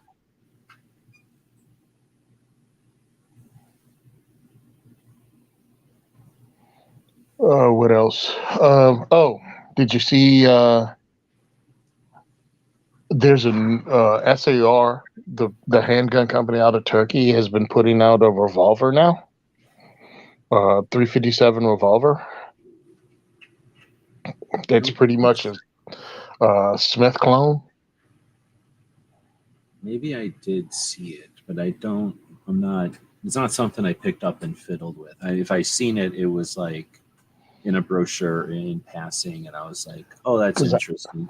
Because I know that SAR, mostly what I pay attention to with SAR is they give out those really nice bags, like their The red giveaway ones, yeah. bags. It was like really well made and like lots of options, like extra pockets and zippers, like, and then tons of patches and keychains or whatever. So I know SAR from being a patch guy, and I knew they had revolvers, and they're one of those booths that's like they're European or whatever they are. So Mhm. they're like very sparse. Like the Europeans always have like carpet, the stand that the guns are on, and maybe a cabinet or something, and then like a wall that they can hide behind, and then behind it where you don't see, and then they don't have any like chairs. There's no paperwork usually. Like they're very sparse. Like they're nice looking. I'm not saying they're bad looking. It's just that they're whatever that style is, right? Like they're very clean. So I always remember their booth is very sparse or whatever, and Mhm. then they have tons of swag. Like swag just comes out of nowhere, and there's like girls just dropping swag onto the thing, and they really, really, really want you to take it because that's their thing. Is they want to get everybody to know about SAR, I guess. Yeah. That being said, no, I knew maybe that's where I seen it then, just going by or something, but I didn't take a look at it. Yeah, I wish I would have seen it. Yeah, I've seen a couple of videos of it, guys shooting it, and pretty much they were like, trigger's good, single action trigger's good, double action trigger's good, but the finish itself is, not uh, up to par, compared to like a blued Smith and Wesson or blued Colt. But I mean, again, it's almost half the price. And I just wanted to check it out because everybody's not ready for. Well, some people don't want it. You know what I mean? Like they're nervous about semi-autos, especially new shooters, because it's if you've not shot it, if you've not had a class, if you don't practice, it's kind of like, how does all that work? How is that safe? But meanwhile, you give them a revolver, because especially a Glock, they're like, it has no safety. I'm like, yeah, neither does your revolver, but you're cool with that. But whatever, it's just another thing to me, and allows you to reach more people. It can give them something they're not intimidated by.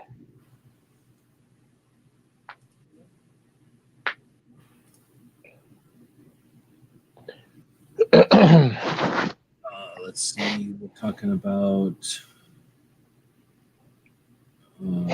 airport. I don't know. Wait. Oh, the news reporting on it. Well, what happened?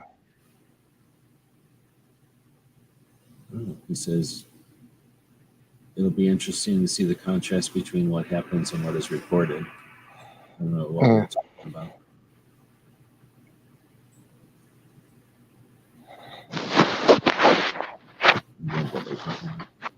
Well, I know the January 6th thing showed me a huge difference between what was happening, what was reported, because we had, I don't know how many people know this, but they had a Second Amendment rally on January 6th. And I was asked to speak in it, but I didn't know the date by the end of the year. And when I pulled it up, I saw there were like a total of 6 rallies in DC, and I didn't really want to be a part of something that had so many rallies going at one time because it could get, out of hand. Weird. And I was like, you know what? Not worth it to me. So I didn't go. But I had friends that went. So that day I'm looking at their Instagram feeds as the insurrection happened, and I'm like, why are the guards just opening the gate and moving the things out of the way and letting people walk through? And people are peaceful. There's no chanting. It was just like, and then you look at the news coverage and I'm like, that's not what was happening at, the 6 different people I saw at different places. Well, that's the thing. I don't watch the news. I just watch the internet. So my experience with it was, let's just say, like walking with the cameras that were the cell phones, I guess, of the people, like you're saying, that were just walking around.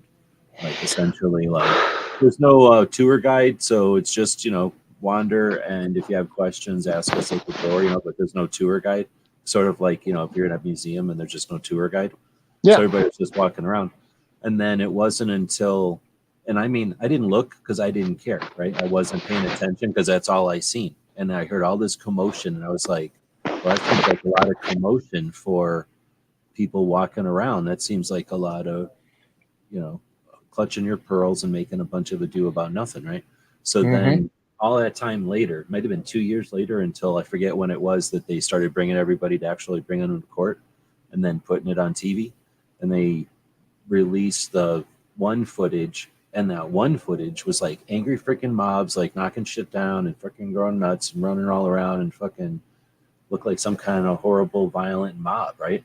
Mm-hmm. And that is supposedly the same day and everything. So if there's literally two versions like that, then fuck, who the hell is showing one people this and the other people that, and then Yep. telling everybody, hey, you hate each other because you're both watching the same thing and you're both interpreting it differently. Like, no, you're not. You're Uh-huh. showing us totally different things.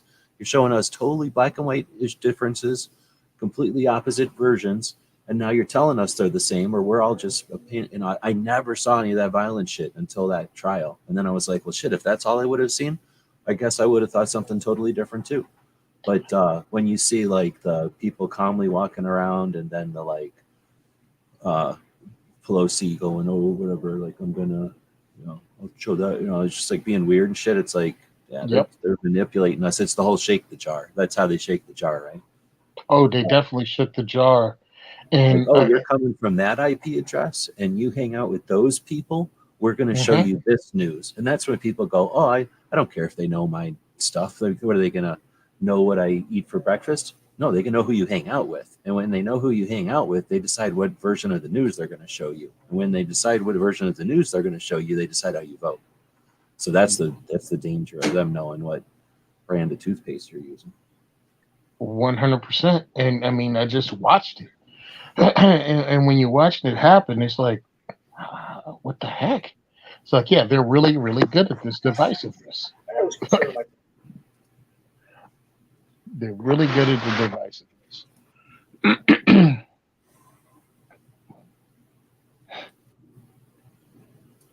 There was no polite society today because Paul said he couldn't find anybody to host or be a guest on the show. Yeah. So I'm going to send him an email and be like, dude, what the hell? If you need people to be a guest on the show, let me know. I've got probably a dozen people that are probably hanging around on Tuesday looking to BS about 2A. Yeah, that's crazy. Usually you ask me to come on. Um, but I was on what, 2, 3 weeks in a row in January? Oh, well, I didn't think about if he's got some kind of, well, if he does, if he's got some kind of schedule and he's like, oh, I've had this person on too many times, then yeah, still let people know. And then we can get you a bunch of people who've never been on before. Mm-hmm. Oh, I'm not worried about it either way. I just figured I'm going to let him know an email or whatever. Yeah, because I'm good. I mean, I like to think I'm a good show guest. Oh, no, he loves it when you come on. He's always like, usually started talking about it on Tuesday. Got Tony Simon on this weekend. It's going to be great. Oh, that's hilarious. I mean, I think it's a lot of people just come on and listen to him do the thing, right? I guess they're Mhm. not used to the back and forth, so they just wait for him to get done and ask them a question or whatever. I don't know, maybe. Yeah, I watch all of them, so I don't know. They're all kind of. I guess it yeah, depends. they're all different. I mean, but it's different when you have people that know each other. Like me, myself, Charlie, Amanda Suffolk, and maybe Beth Alcazar on a show, nothing would get done. Like nothing would get done.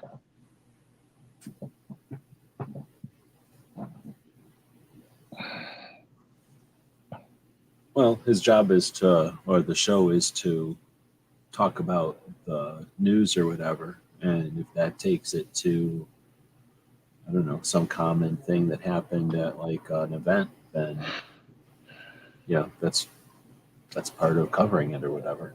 Because really, that's I mean, what are you going to do? Go, yes, we all heard the news and we all agree, right? Like, Yeah, right. Everything we heard, we agree. But oh, one of the things, did we speak about this last week?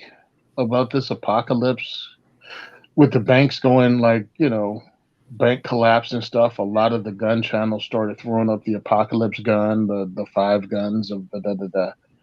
And I'm looking at these things and I'm like, have people ever watched any of the news coverage of areas that went through civil disobedience long term?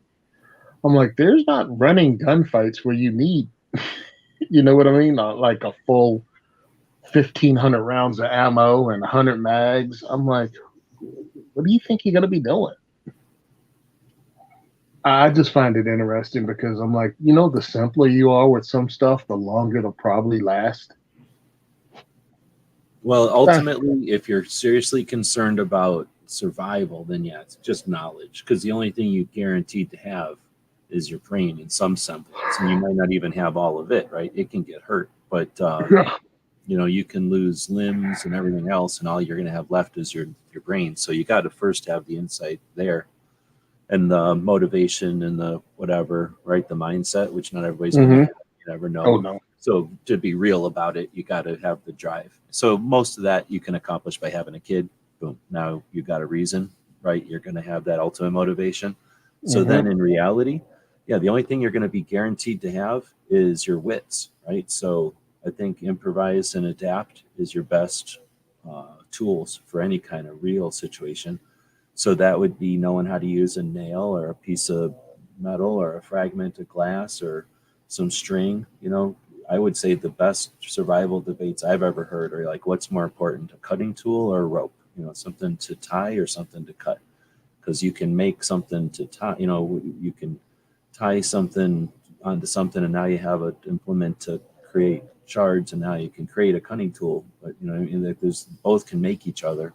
So you start with some rudimentary element that's not going to be easy to create quickly, and then your ability to make, because if you look at, like you just said, any real thing, you're either going to be in some kind of camp or you're going to be on the run, whatever, but you're definitely not going to have some apocalypse vehicle full of supplies that you can pull up to some Red Dawn gas station and quickly get a bunch of shit for free to refill it and then boogie off to some escape route. Like, that's fantasy. So in reality, how do you move around like an occupied neighborhood and get things done, right? Like, how do you make it difficult? How do you be a real Wolverine? How do you make it difficult for people to occupy you or your place?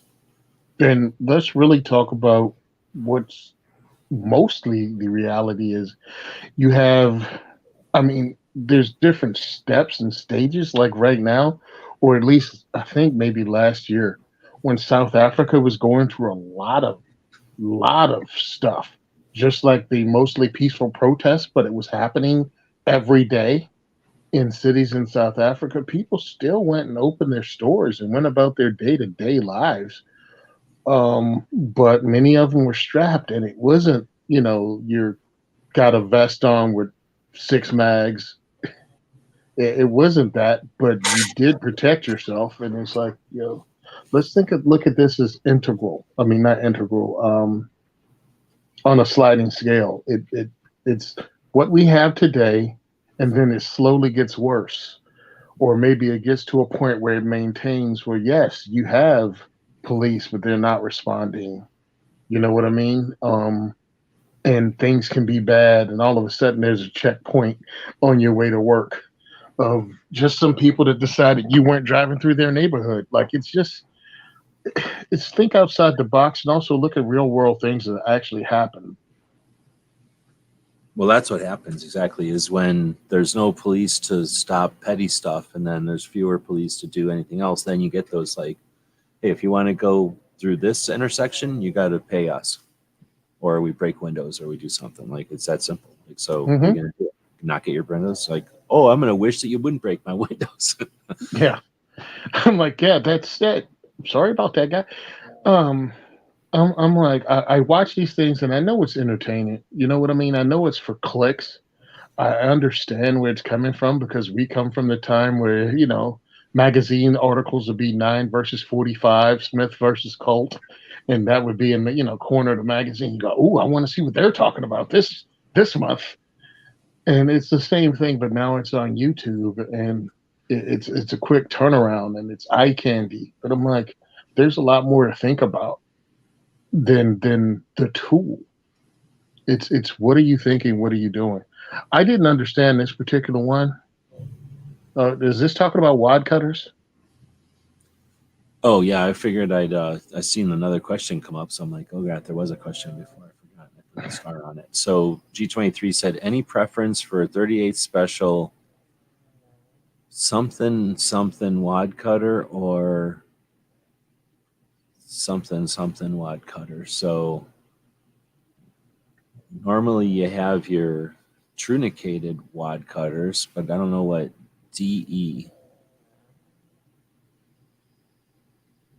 So I got to find out what those are. So I'm going to go and try to look at them. Using them on the internet here. Forgot to go back and find his comment that was from a while ago. Or actually, I guess I can just type it in here. So 38 DEWC.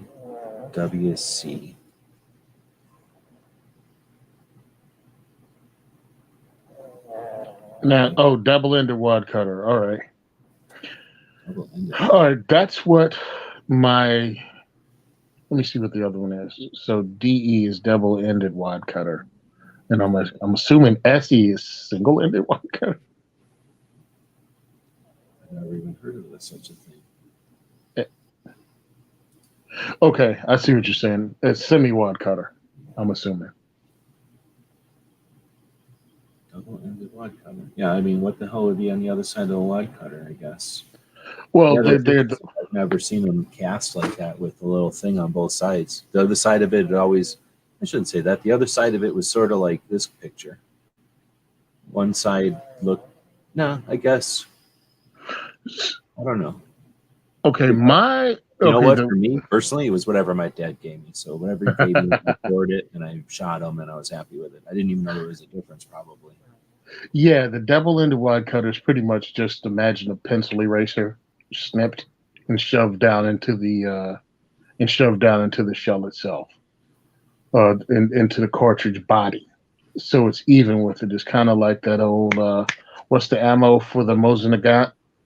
Yep. Yes. Whatever, Nagant ammo, yeah. Yeah. It's like the Nagant ammo for the Mosin pistols, Mosin revolvers. That's what my FFL gave me when I got my 357 Magnum, and I told him I needed ammo for the for the classes and to introduce people. He just made a whole crap ton of that, and it was really great because it allowed people not to have a massive amount of kick or flash. Again, it was 38. It barely breaks 900 feet per second, so it's not really anything with recoil. And it was still accurate and would punch clean holes in the paper, almost like a paper punch. So if you were using it to compete, it would give you a really good cutout of where the round went without tearing the paper. It would just punch a hole through. And it was accurate enough for me to do 100-yard headshots on a hostage target.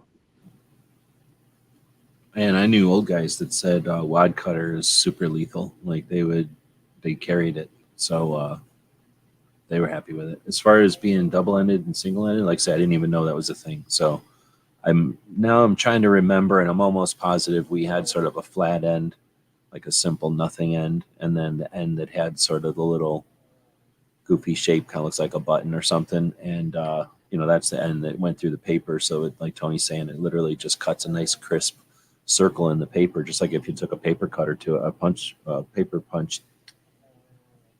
I don't know what they call them now. Hole punch to it. Hole punch, yeah, hole punch. And which essentially just makes it real easy to score, but more importantly, like it's at the distance that you're shooting a pistol, it makes it able to see the hole. When you have a domed shaped bullet that looks like a normal bullet you see on a movie or something, that bullet shape or missile shaped bullet, the dome shaped bullet, is going to tear a hole in the paper, and it'll go through the paper, but it'll leave all the rips, tears behind. You'll have like a little tiny burn spot in the center, and then these like little star shape of tears. And if you really try hard, you can kind of come up with a way to determine right where you can stick a pen in there. Let's say that's the same size as the bullet would have been, and it'll kind of, the paper will determine where the bullet went through. But you know, it's not perfect, so that's where these wad cutters just make a nice crisp circle, and all the residue is just gone. There's no hanging chads or anything. I don't know how it does it. If it's, is it burning it, you think, or is it just moving it so fast that the paper just doesn't exist there anymore? And because there's an edge, I think it I don't just know. punches it out. Yeah, I mean, it's at 800-900 feet per second, so it's going fast, but it's just like a solid flat on the end, so it just punches a hole. It's Yeah, not the pop. paper's just standing there going, wait, what? What was that? So I guess it tears, but I mean, it almost looks burnt or something. I don't know. It's also super hot, so it is there for a moment. So yeah, I enjoyed shooting those. Yeah. So any preference? No, I guess whatever I have loaded, because I'm never going to buy any anymore. I've got a bunch of it laying around. Yeah, I mean, I shot hundreds of rounds of it and had zero problem with it. I mean, it was a little dirty, because again, it was inexpensive. It was, I mean, he gave it to me. I don't even think he charged me for it, because again, that's somebody that believed in what we were doing. So that's what we ran. So Purple Tape had asked, hello, thoughts on a CZ P10C for EDC?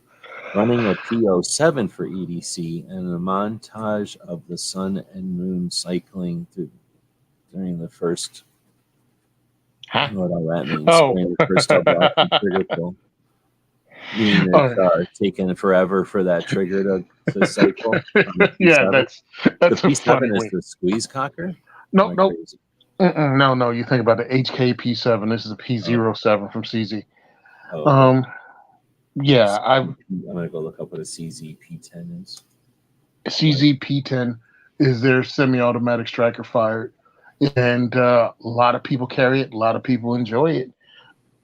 You know, CZ makes a quality handgun, man, and the CZ P10C is just another good CZ family of guns.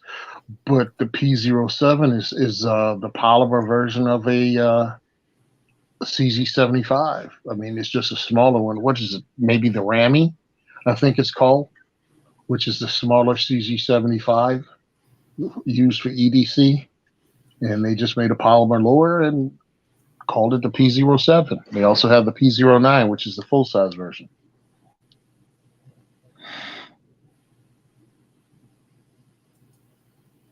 So you're saying the P10 has it's got that little flat, is it not really a flat trigger? It's just a mud. I'm just looking at one with a dead trigger. I can't tell. All these pictures aren't the same. I guess half the pictures have a dead pulled trigger on them, so they look like there's no trigger.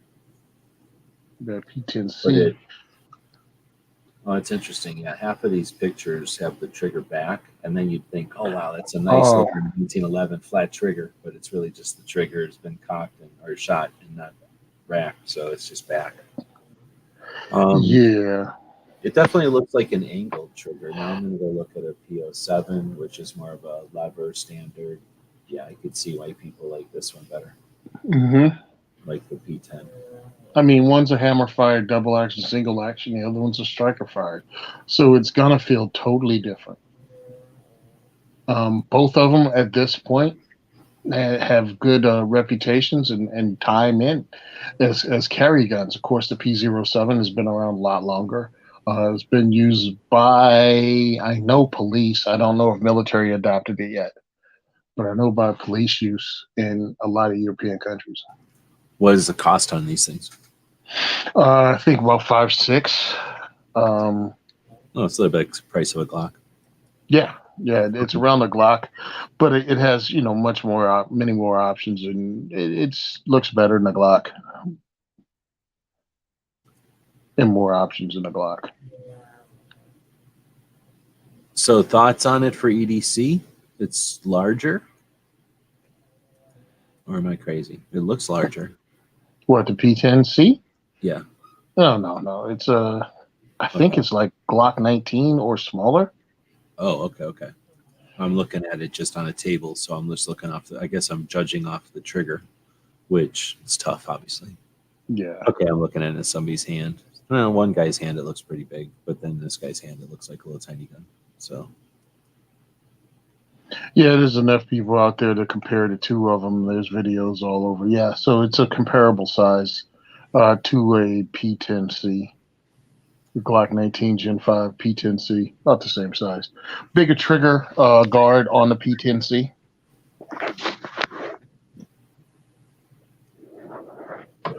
I can't remember whenever when I was my H&K double action, single action, I think. So, whenever I went from the H&K to Glocks is when I went from double action, single actions to striker fires.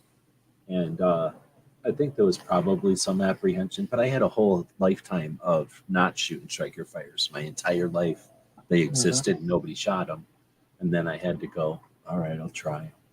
So nowadays, it's like, oh, should I try the blue color or the purple color? Like there's not that big a difference. So uh, if you haven't shot a striker fire and all you've shot is double action, single action, the double action part of double action, single action is definitely massive compared to most striker fires. Oh, definitely. But people that shoot single action flip out if you even consider trying to get them to shoot a striker fire because they can't handle how spongy it is or how goofy it is. Or It's like, this is a horrible trigger. What is this?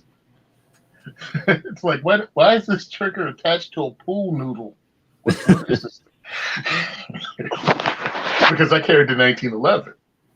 You know what I mean? Like that was my EDC.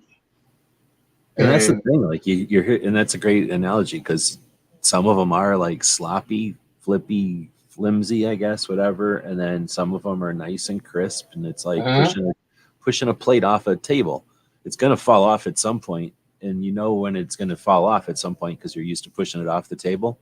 And then some of them are like pulling spaghetti off a table. Like you don't know when it's gonna flip. It's just gonna flip at some point. I mean, because it also it's how much experience you have with them.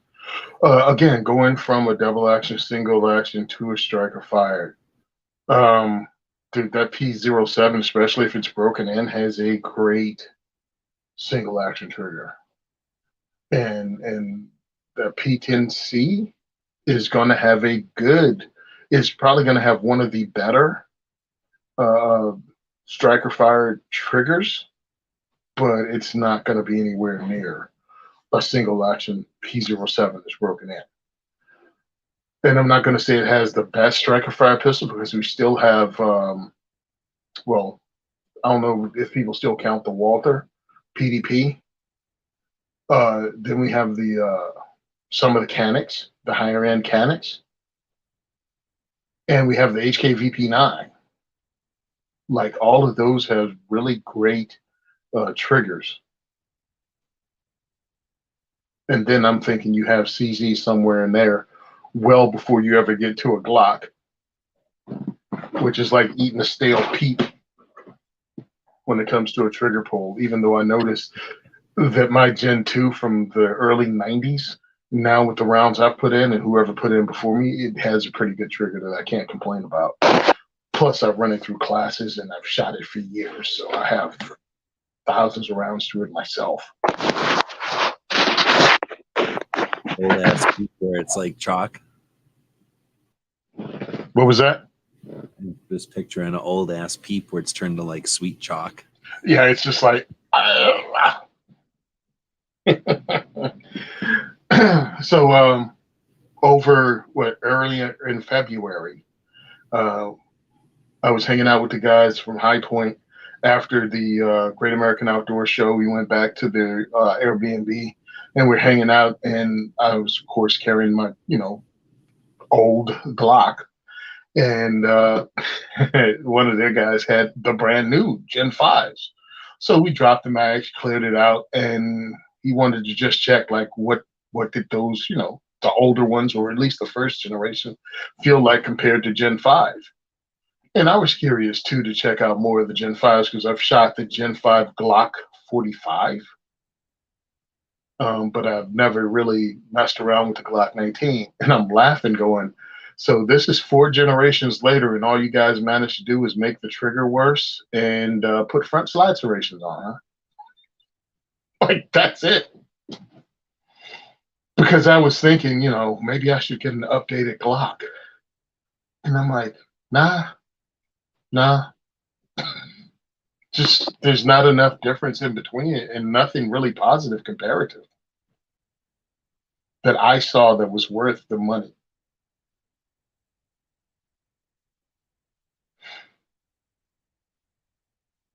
Underwood makes good self-defense ammo.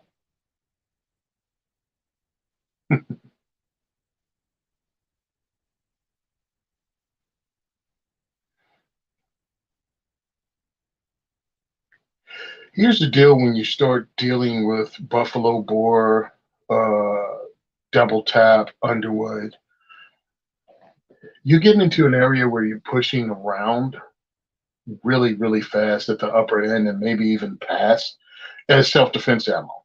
The stuff that's self-defense ammo. Maybe outside of the envelope where it operates the most effectively. And that's one of the things that might be a problem. You might have jacket separation and the thing won't perform, the projectile won't perform at peak performance the way it was designed to. That's what happens when you start pushing bullets too fast. That's one of the problems. If you have a 10mm and you get self-defense ammo for 10mm, you have to make sure that that round, the projectile they were using for it, is good for 10mm velocities, because that's like 300 to 400 feet per second faster than 40 Smith & Wesson. 40 Smith & Wesson is designed, for 165 to 180 grain bullet, moving at 1,000 feet per second, something like that. When you get into 165 grain 10mm, it goes significantly faster. And what happens is that cartridge might just come apart on you in the medium. Like when they do gel testing and all of a sudden you see separation. Well, that happens inside someone you shot. The round itself is less effective because it doesn't do as much damage internally. And I know people go, oh, I don't want to talk about that, but that's what we're talking about when we're talking about self-defense shooting and the effectiveness of the ammo, especially pistol ammo, handgun ammo. It has to do the damage.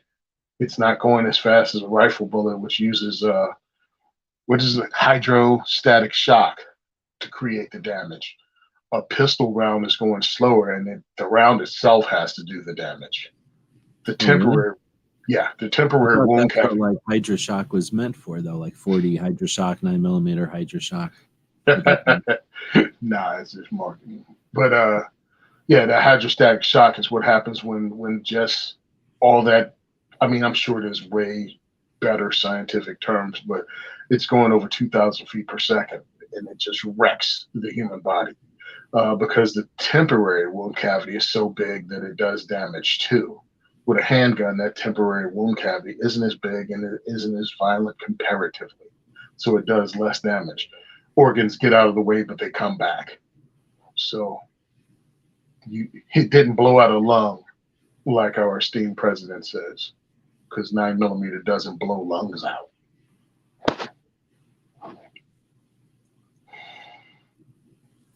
I mean, I work in a prison where we have dudes that got shot 5 to 6 times with 357 rounds, and well, they don't even walk with a limp. Well, here's the thing too, though. Like somebody gets shot and they're a little skinny person. Somebody gets shot and they're a big fat person. Somebody gets shot and they're like somebody who lifts weights constantly. Everybody's gonna, you know what I mean? Like everybody's got different situations there. Some people they're gonna not be there for some of it. Like they're gonna get harder to hit, and then other people they're hitting stuff that don't matter. And then I gotta assume that if you got a lot of muscle, it's just tougher for bullets to get through muscle than, you know, whatever else isn't muscle, fat, I guess. Or just, high. But I don't know. I don't know how it works, but you know what I mean. Like there's got to be some, and you never know. Well, the reason you have the gel test is because it's a consistent median. It doesn't mean that you get 18 inches of penetration on gel. That's how far to go in a person. No, it's just they have a consistent median that they have as a standard, and this is what the rounds do in it. That's where they came up with that. It's not the equivalent of meat. Because again, like you said, people are inconsistent. Plus, it's where did you hit this person? You know, I mean, did you hit them from shoulder to shoulder, like the FBI did with the Miami shootout? That the thing got like within an inch of the guy's heart, but didn't hit his heart, so you're still continually able to fight. Do you get a front to back pass through, but you missed every vital organ with a handgun, and the guy is still fighting because he doesn't even know he got shot? I mean, there's a lot of different things that goes into self-defense, actual self-defense shooting, and the ammo. So what you want is at least the ammunition to open up like it's designed to if you're using a hollow point. If you're using full metal jacket, it's just going to punch holes through. So you got to, accuracy by volume, but more like effectiveness by volume, especially with a handgun. You got to punch a bunch of holes in it. Because those holes kind of close up when they get cloth caught in them. Skin itself is elastic, and the body will go back, and it might not bleed as much as you think. That's why hunting, you have to have a good soft point that actually opens up in the game animal. Yeah, well, and then we're getting off in a tangent, but I guess that's what the show's about. The look how long a critter can walk for or go for. Go for a sprint or for a run or for a walk after getting hit. And again, depending on where you get hit. But yeah, like you say, things are designed to, our body is designed to immediately start to repair if possible. And then so physically, like the flaps of our muscle and tissue and stuff come back together, unless like a wad cutter removes some of it. Like those fictitious lung removers, they most of the time your physical stuff, just the tendency of the muscles is to come back, and then the tendency of the brain that is in charge of those muscles, that tendency is to get the hell out of Dodge, no matter what, especially because they haven't figured out what's going on yet. So yeah, your tendency is to keep going, right? Like to not shut down, or it's either to shut down completely, I guess. That's one option for sure, but you can't depend on that, because the other option, which is probably a higher percentage of the time, the option is to flail around and, fight, figure out what's going on, get the hell out of there. And if that means clobber whoever's in front of you, if you're if this is a bad guy that this is happening to, it doesn't necessarily mean they go down. It'd be great if you could turn off a light switch, but that doesn't happen. Yeah, I mean, there's a whole science involved, and some of it's even a little bit of voodoo because you don't know. Animals, because then there's chance and weirdness and just life that happens. Yeah. Psychological stops. Guy got shot with a 22 in the pinky toe. Oh my God, I've been shot. He's down on the floor writhing. You know what I mean? And it's no, seriously, like that person's out of the game with any graze. But then another person, they've been there and done that. They're going to have to be physically stopped before they're ever going to mentally stop. And let's not even go to the person that's on some kind of drug, be it alcohol or anything else, or just good old pistivity. He's just angry at the friggin' world, and pretty much you need to call in artillery strike to stop this guy, because it happens. Because one of the other shows I'm on is self-defense gun stories I just recorded last week, a couple of days ago. I think it was Tuesday or Wednesday.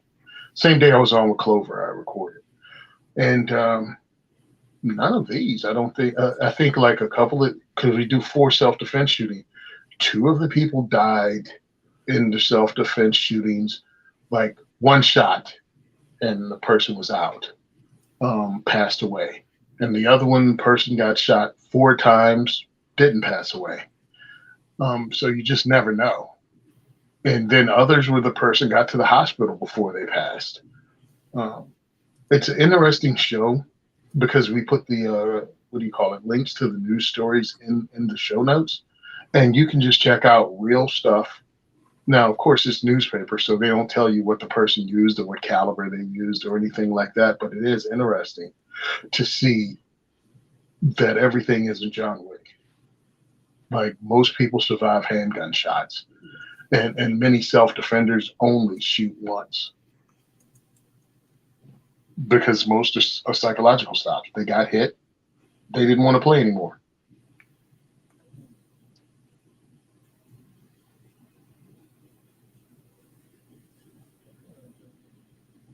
I just asked my robot about buffalo boar. You know anything about buffalo boar? Yeah, Buffalo Boar makes really hot rounds. They make hunting rounds. They make stuff like that. I fired the 700 grain, 500 Magnum Buffalo load one day. I'm like, dude, that is incredible. It was fun though. It was a lot of fun shooting it. It's another boutique company that makes hot ammo. Again, Double Tap and Underwood also make those. I actually spoke about it before. You have to be careful when you're using stuff like that to make sure if you're using it as self-defense. One of the things I've heard from Masad Ayub and other dudes is when you start using boutique rounds like that, it's harder. It's not as easy for prosecutors or defense attorneys to test stuff like that. You know what I mean? Like for Hornady, for Winchester, for other like more common self-defense ammos, they're bigger lots and bigger lots of that ammo and more examples of what it does in self-defense shootings because it's used more. So they know the effect of the body. So they can determine things like from what angle you shot at them and maybe even how far away you were. But when you start using boutique ammo or even hand-loaded ammo, that consistency isn't there, or that many examples of it isn't out there. So it's kind of, some stuff may be questionable. And this is going from, you know, Masad Ayub, who's an expert witness and firearms instructor and pretty much guru of firearms since the 1970s. Especially firearms community and the legality and the use and the successes and failures in the realm of court cases and lethal force situations and personal defense. Like, he's an expert witness, so he's literally involved in these things intimately, personally. Like, he knows about them, all the facts and everything. He's brought up to date and then brought, you know, in as an expert on them. So I'm not telling you not to use this stuff. I'm just saying, if you use it for hunting and stuff like that, totally got it, because you want to shoot game animals. But when it comes to self-defense, I think it's better, especially with handgun stuff, to stick with what's the status quo, the old school. And again, going with a Masad Ayub, find out what your state police use. Find out what your state police or your local township police use and use that. That way, it can't be said that you use some exotic ammunition. It had to be more deadly than what law enforcement uses. Yep. Because understand, marketed weird or something. Yeah, because law enforcement itself is not like they do all this crazy testing. Usually what they do is go with what bigger agencies like New York PD, NYPD, FBI, or LAPD, those organizations can do broader testing when it comes time to ammo selection. And then usually the smaller PDs go with what these larger places chose. And it's kind of hard to play me off as some kind of psycho that has more deadly ammunition if I have the same ammo in my gun as the cops that came to investigate the crime. Investigate the self-defense shooting. Well, the attempted crime, right? Yeah. Let's see, did we have another one? I think we did. Oh, yeah. 500 asked if there's any of us have experience with buffalo boar ammo in 45. You were talking about buffalo boar. So I went over to Robot and said, what is the origin story of Buffalo Bore? And Mhm. let me know if this is right, if this sounds right. Buffalo Bore Ammunition is a company that produces high quality, high performance ammunition for hunting, self defense, and law enforcement. It was founded in 1993 by Tim Sundles, a passionate gun enthusiast who is dissatisfied with the performance of existing ammo on the market.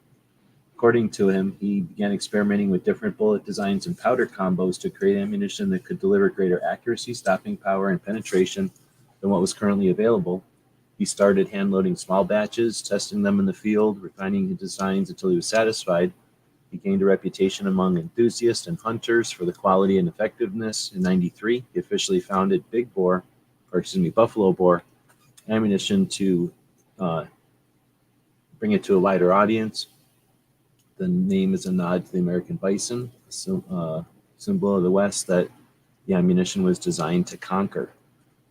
It was created originally for hard to find calibers and cartridges, which is where I learned about it from like all the Mhm. Old West stuff. Niches like hunting and dangerous game and defending against large predators. So I knew that, like, out here in Tucson, somebody would come into the shop and be like, I need my blah, blah, blah weird caliber. And Bob would be like, oh no, we're going to wait for Buffalo Board to make it. And they're going to make it like, in September or whatever. So, it's like small batch. You got to come back and buy it when you see it. And then Yep. says today it's still owned by the company or operated by Tim and his family. The company has a loyal following of enthusiasts and hunters who trust its products for their quality, consistency, and effectiveness in the field. While the ammunition is not the cheapest, it's widely considered to be among the best for those who demand best performance of their firearms. So that's the thing. If you consider the firearm, the mechanism, the ammunition is a major component of that, and consistency or accuracy is consistency. So having very consistent ammunition is key. So ammunition that's sized to one spec, because there's different specs, but to one spec consistently is key. And that's what match shooters crave and Mhm. require. And that's what can make an ammunition more expensive or less expensive. If you hold up, I get my little micrometer dealy here, whatever. If you hold this thing up to the ammo and it's 100% down to the 0.000 all the time, then you know that it's no longer the ammo. It's me, and I can adjust me, or it's the gun, and I can adjust the gun. So the ammo sort of, in some respects, one of those things that if you can get it dialed in, you can start dialing out it as an option and start looking at other stuff. So if that's your, if that's your necessity, then that's a critical piece. Now, if you're trying to shoot center of fist or center of grapefruit Mhm. in a defensive situation, then who cares if your ammo is designed to knock everything in the same ragged hole? Mhm. I mean, that's one of the things. Because somebody asked us later on, like, why is defensive ammo so much more expensive than ball? Because with ball, you don't need that kind of consistency with it, and that consistency is a little more expensive to get. And that's just with the speed of it, but also with the weight of it, where the round goes after it leaves the barrel. FMJs can be a little bit off balance because you're making a bunch of them and you're not making them to punch a single hole. But when it comes to defensive ammo, yeah, you want that to be as accurate as possible. You want it to have the same velocity when it comes out of the barrel, so it goes in the same. It stays as precise as possible.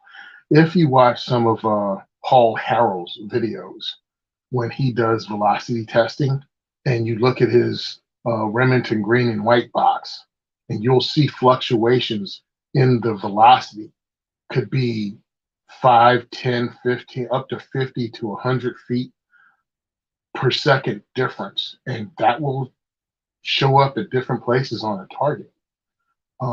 Even if you put it in a vise and you had no human interaction, and you just pulled the friggin' thing with a string, it would still not make the same hole in the same place because of the deviation and the speed. It might drop or go higher, and you really don't want that deviation when it comes to self-defense ammo. you're going to be enough of a mess. You're going to be the thing that can't be depended on to be accurate. You want the ammo to be as accurate as possible. You want it to perform within the parameters it's supposed to be performing in. So you want good consistency in manufacturing, and all that costs extra that doesn't go into full metal jacket ammo. All that effort doesn't go into FMJs. Yeah, I would say there's better quality materials too. So with defensive ammo, they know it's going to go into a magazine and more than likely get carried. So they're going to use better, at least high. I don't want to say higher quality, but it is higher quality, I suppose, too. But powder with different characteristics than the powder that they know isn't going to matter as much. And then the cases are going to be new. They're not going to ever be reloads or any kind of remanufactured. So it's just all prime material. The primers are probably, if there's a quality of primers, these are the top of the quality so that there's no issue with reliability. And then the projectiles, are going to take more time to make, just more processes to smush a hole or wrap the count. I don't know. I've actually seen it. I just don't remember, but it actually happens all within a machine. But if the machine has to do 12 processes, that means there's 12 rooms for error, 12 times more likely, or whatever the numbers are, that it has to go down for repair than if it has to do 2 processes to make the projectile. If it's just shaping and then finishing, that's different than shaping, putting a hole, resizing, blah, blah, blah, blah, blah. And then when you have all these more expensive components and something does screw up along the way, that's more costly than when you have the inexpensive components screwing up along the way. So they have to factor in, that. I don't know if you mentioned, but I don't know if this is a thing, but I'm assuming that because of what you kind of talked about earlier with the whole lot testing and batching and stuff with defensive ammo, they probably spend a lot more time checking batches every once in a while and checking things and double checking so that if there ever is some kind of court situation liability issue, they can have their stuff covered and say, oh no, we tested that, and here's the results of everything from, that 1,000,000 rounds of ammo down to that lot of 65 boxes of ammo or whatever, the numbers are. Actually, that's one of the things that I learned from, I think, Mossad, was that they keep lots on hand for a while so they can actually test it or go back to that testing. And let's not forget, you're also expected to pay more, so maybe that gets in them too. You know what I mean? Like we discussed with Glock. Yeah, if Glock costs $80 to make and you could buy a Glock for $200, it wouldn't be seen as good. But if a Glock is $600 and that's the standard, then that's what you expect the standard to be at. $600 for a good pistol. I think maybe defensive ammo might have a little bit of that sprinkled in too. That defensive round's going to be about $1 a round or a little bit more. Like they're definitely going to cost more than FMJs. And quality ammo, maybe they can get a little bit more on what do you call it, a higher percentage on that because you're expecting to pay more for it too. Just my assumption when it comes to marketing and selling stuff. Yeah, and they're going to get as much as that for. I mean, that's an element, and that's how they're going to get as much as possible for it, and that's how there's so many boutique ones out there because of that.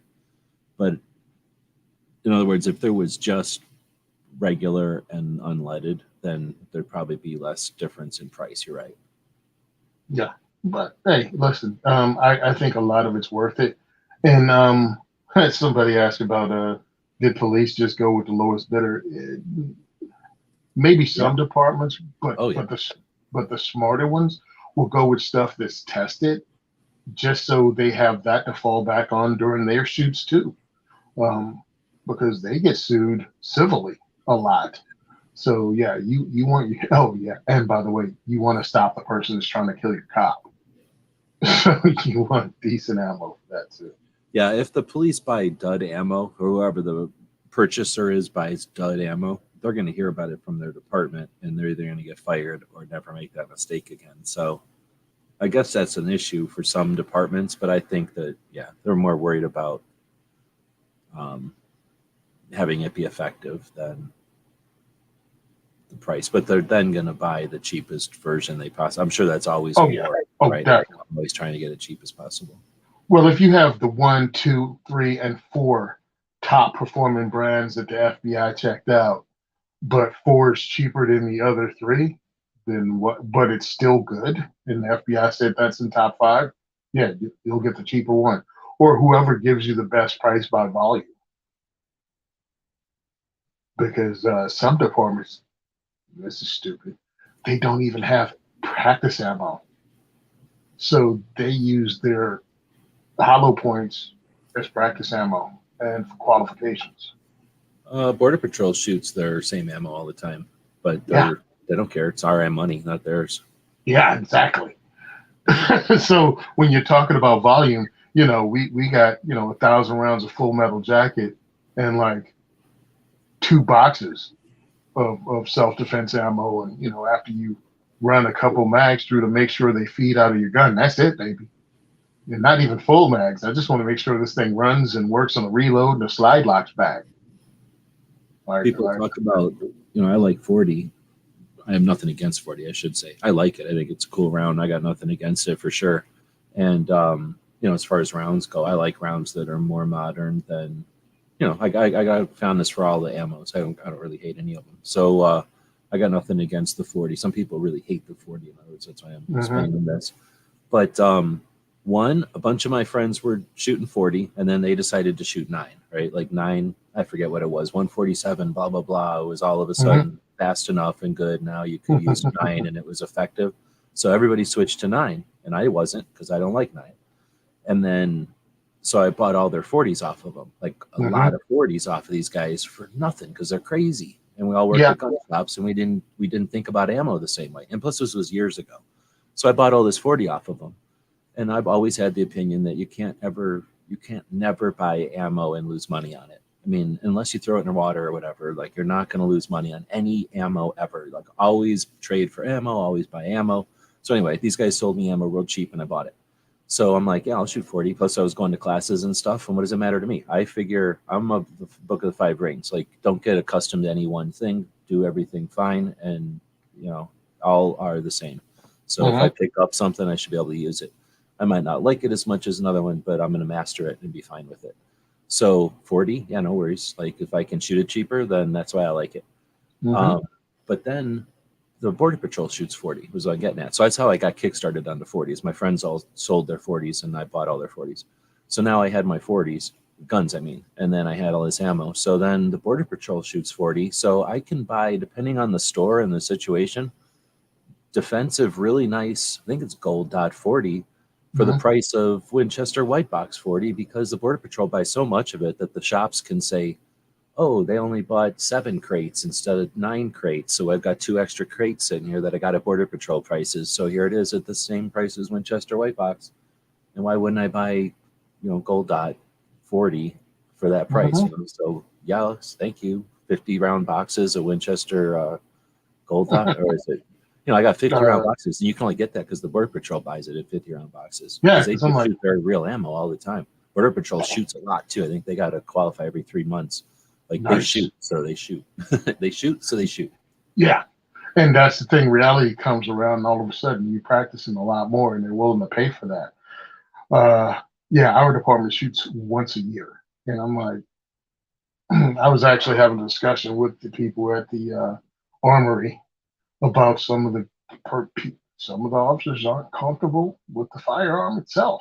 And I'm like, that's a shame, dude, because you pack these guys up and send them on trips, to go into taking an inmate to dead relative's funeral. The inmate doesn't go to the funeral, with the rest of the family, but they have time where they're set aside and they can go and, see the dead relative or whatever. And then they get back in and we bring them back to the prison, or they're brought back to the prison. But it's like, you never know who's going to set you up. You know what I mean? Like, you can be going into somewhere where they're going to free this dude and shoot you while doing it. You better know how to use your gun. And some of these guys don't take this seriously. They really don't. And it's a shame. Because when it goes sideways, it ain't going to give you a warning to warm up. Yeah, need to get to the range. Learn to use my gun. Yeah, let me get a couple of rounds off to warm up. Yeah, yeah, yeah. You're not gonna get that. And some of them, I ain't gonna say anything else, but some of them are frighteningly bad. Like your partner might not make it out of this because you shot him in the butt.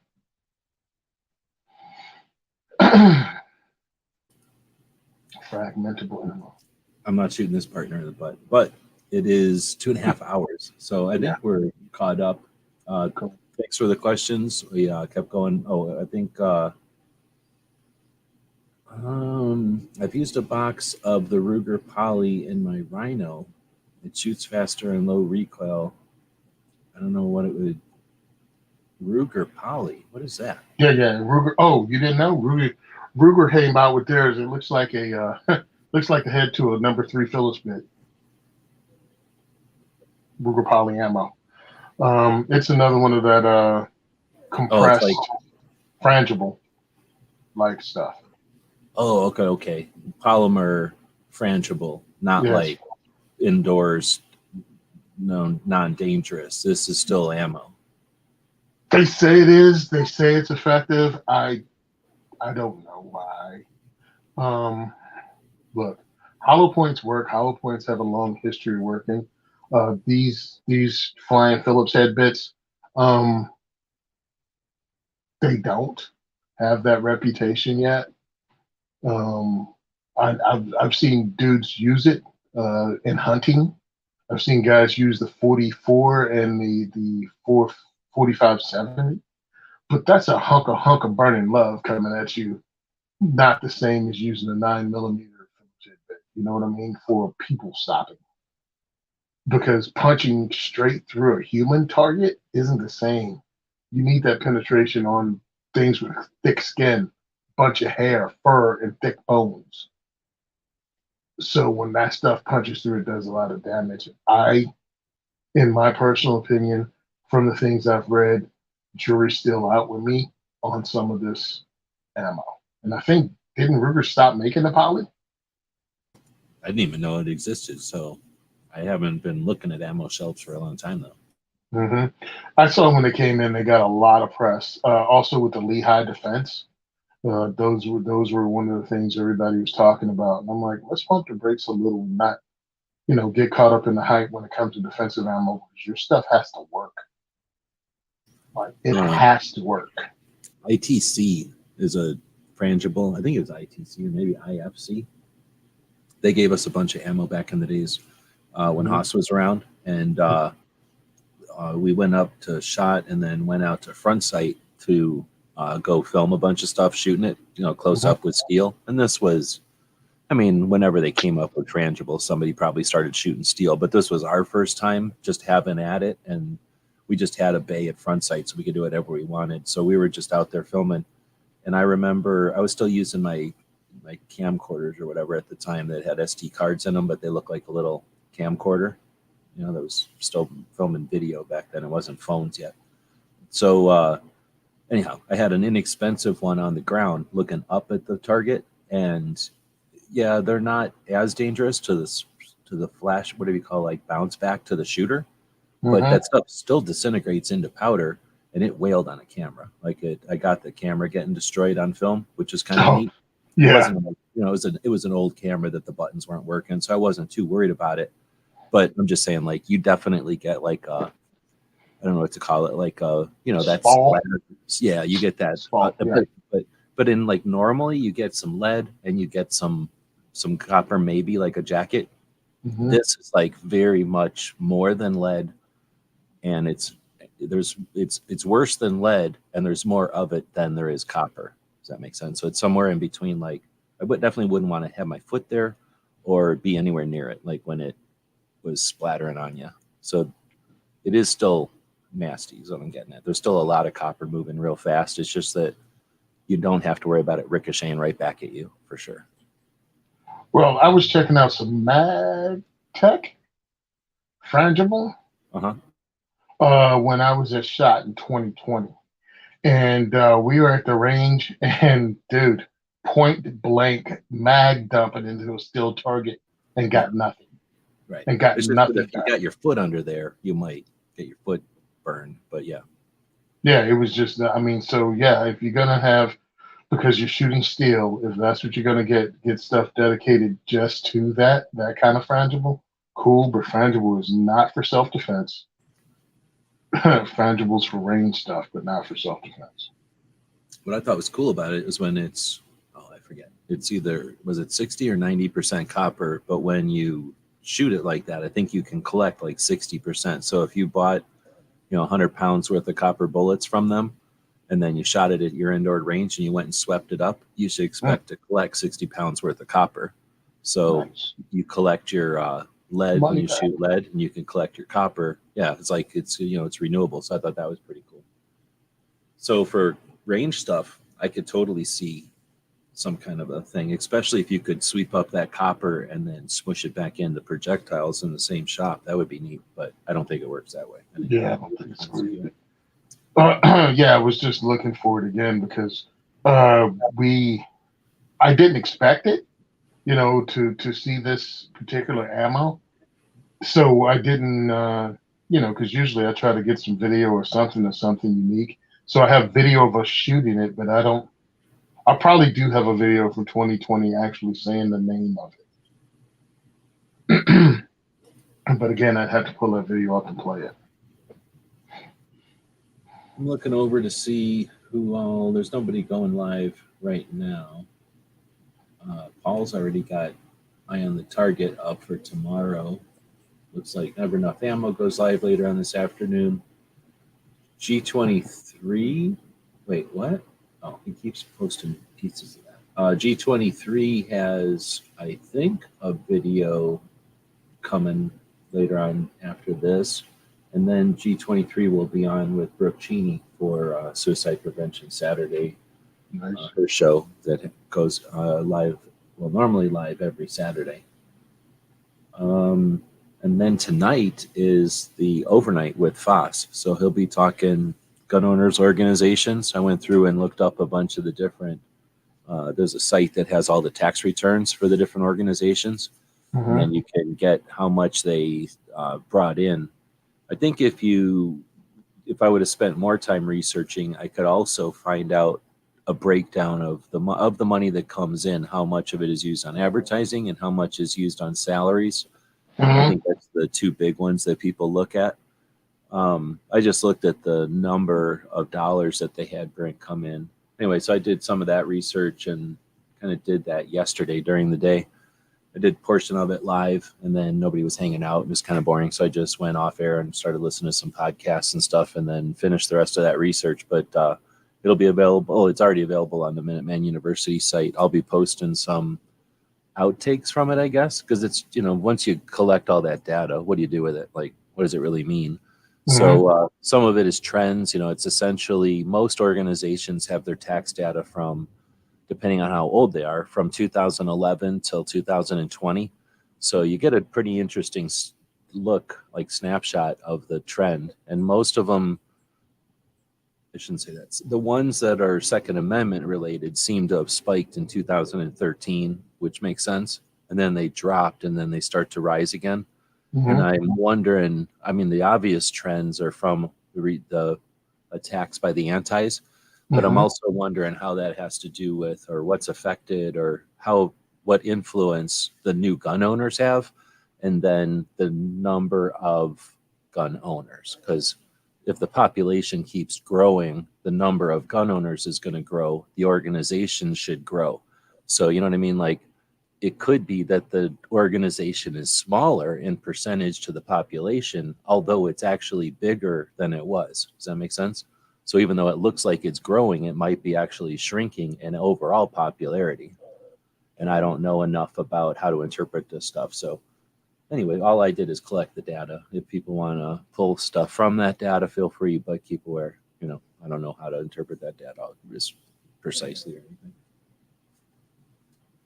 But it is interesting that, see the scale of the different organizations. And then I included some of the shooting sports, shotgun shooting sports and IPSC and things like that, just to get an idea of, if I remember right, one of the shooting sports was something like $23 million a year, and FPC is like $3 million a year. So, FPC is kind of an important thing doing a lot of work. Mhm. And they're like 1/7 as big as IPSC. I don't know if that's a good thing or a bad thing. I mean, it seems bad. It seems like we think we'd have more attention on our rights than Nope. just the stuff playing around. But No. No, because look at the number of people that watch C-SPAN and the number of people that watch any sporting event besides WNBA. That's a good point. Versus the news or something, right? Yeah. No, it's true. No, it's true. And that's exactly like, I don't know what these numbers are telling us, other than maybe they're just telling us that guns are the same as tennis and the same as motorcycles and the same as anything else in the population. It's just some of us are going to like it more than others, and some of us are going to appreciate it more than others. And for some of us, it's a hobby, and for some of us, it's a life passion, and for some of us, it's a like occupation, and some people it's a It's a sport. hobby. I mean, it's just, Or a yeah. sport. Because, I mean, I look at what I watch, right? Four Boxes Diner, the what, I forgot, something Scholar and stuff like that. Because even though I don't like it, I know I have to talk about it and be aware of it. You know what I mean? Be able to talk about the legislation and the court cases and stuff, especially when I get invited on shows or when I talk about it on the podcast. But that ain't what I really want to do.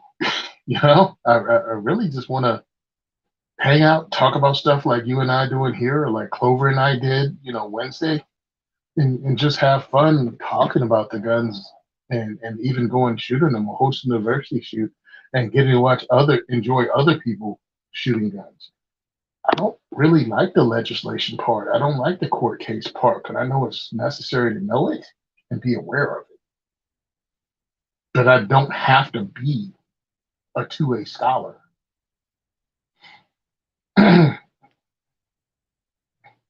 Sorry, I was just looking to see Pat, and I don't know how to say that. So Pat won the a patch yesterday in our show last night, and said that they sent me an email, and I don't see the email. So no, I did not get your email.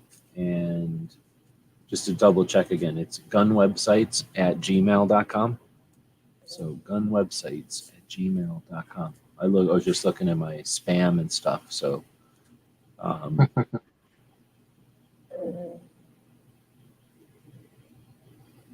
Yeah, that always sucks when your spam just snatches stuff up and you're waiting on an answer from someone. It's like, I always check because you can never tell because it's just a robot or whatever. And if it's somebody who's sending me an email from a new address that I haven't received from before, then maybe it might. But I didn't see it in there. All right, with that though, let's wrap this one up. Yep. Oh, sorry, plural websites. So GUN, just like it's on here. I don't want to put it in there because then I don't like writing it on the internet because then the bots sniff it and scrape it. It's called, but it's plural, gun websites. But if you have any other trouble, try there's an email on everybody's YouTube on the about page of everybody. Well, most people that put their email there, I do. So there's an email there that you can click on and copy and paste. Hate to send you there. It's just that there are robots that would grab it if I typed it in here. And it's get enough spam as it is. I think actually, because I don't know. I guess most of it gets scraped off and thrown away. It's just that when you get that stuff getting scraped off and thrown away, there's more potential for real stuff to get accidentally grabbed. Anyway, we're going off on a tangent. So thanks again, Tony, for joining us. Clover will be back with us next week. I was halfway thinking, unless something suddenly comes up, I'm going to try to take one of my fancy phones and go into the other room and broadcast with the ammo collection. So we'll do just a regular Ask Gun Questions, but I'm going to have all my ammo there. It's for a while there, it was super cold in that room, and I just did not want to be in there. And eventually I'll get super hot in that room, and I won't want to be in there. So as it's just right, I'll film some stuff in there. So it's hopefully a lot of fun to have I got not the biggest ammo collection in the world, but I've got a lot of samples. I just don't have a lot of fancy samples. But working at the range and telling people I'm an ammo collector, and then so in other words, the old guys knew I was collecting ammo. So if somebody showed up and I wasn't there, and they suspected I didn't have that round already, they'd say, "Hey, leave us around for this guy who's a collector," and everybody was happy to. So I got a lot of ammo that way. And then there's always like a bucket of bullets that misfire or duds, or like I got this extra one. What do I do with it? Like coffee can essentially of bullets. And I'd always poke through there and find rounds that I never had before. So most of mine are from doing that. Oh, I just did get the email now. Thanks. So I did get it, Pat. Right on. Anyway, so and then of course going to gun shows. Can't get enough going to gun shows. I like buying ammo collections, and I'm not scared to buy ammo collections from people. So I bought plenty of coffee cans and cigar boxes, and don't mind having a couple of extras if anybody ever wants to trade ammo.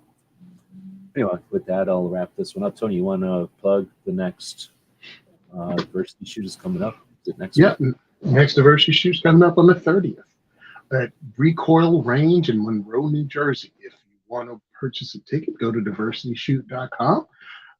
And you can also donate from diversityshoot.com to support the work we do. If you want to watch us and check out our social media, it's Simon Says Train on Facebook, Simon Says Train on Instagram. The second is for everyone on Facebook, and second for everyone on Twitter. And you can also listen to the Second is for Everyone podcast on your favorite podcast app. Thanks a lot. Right on. Thanks, everybody. We'll be back next week. Hitting a commercial for our store. If you want to grab something over there, we appreciate it.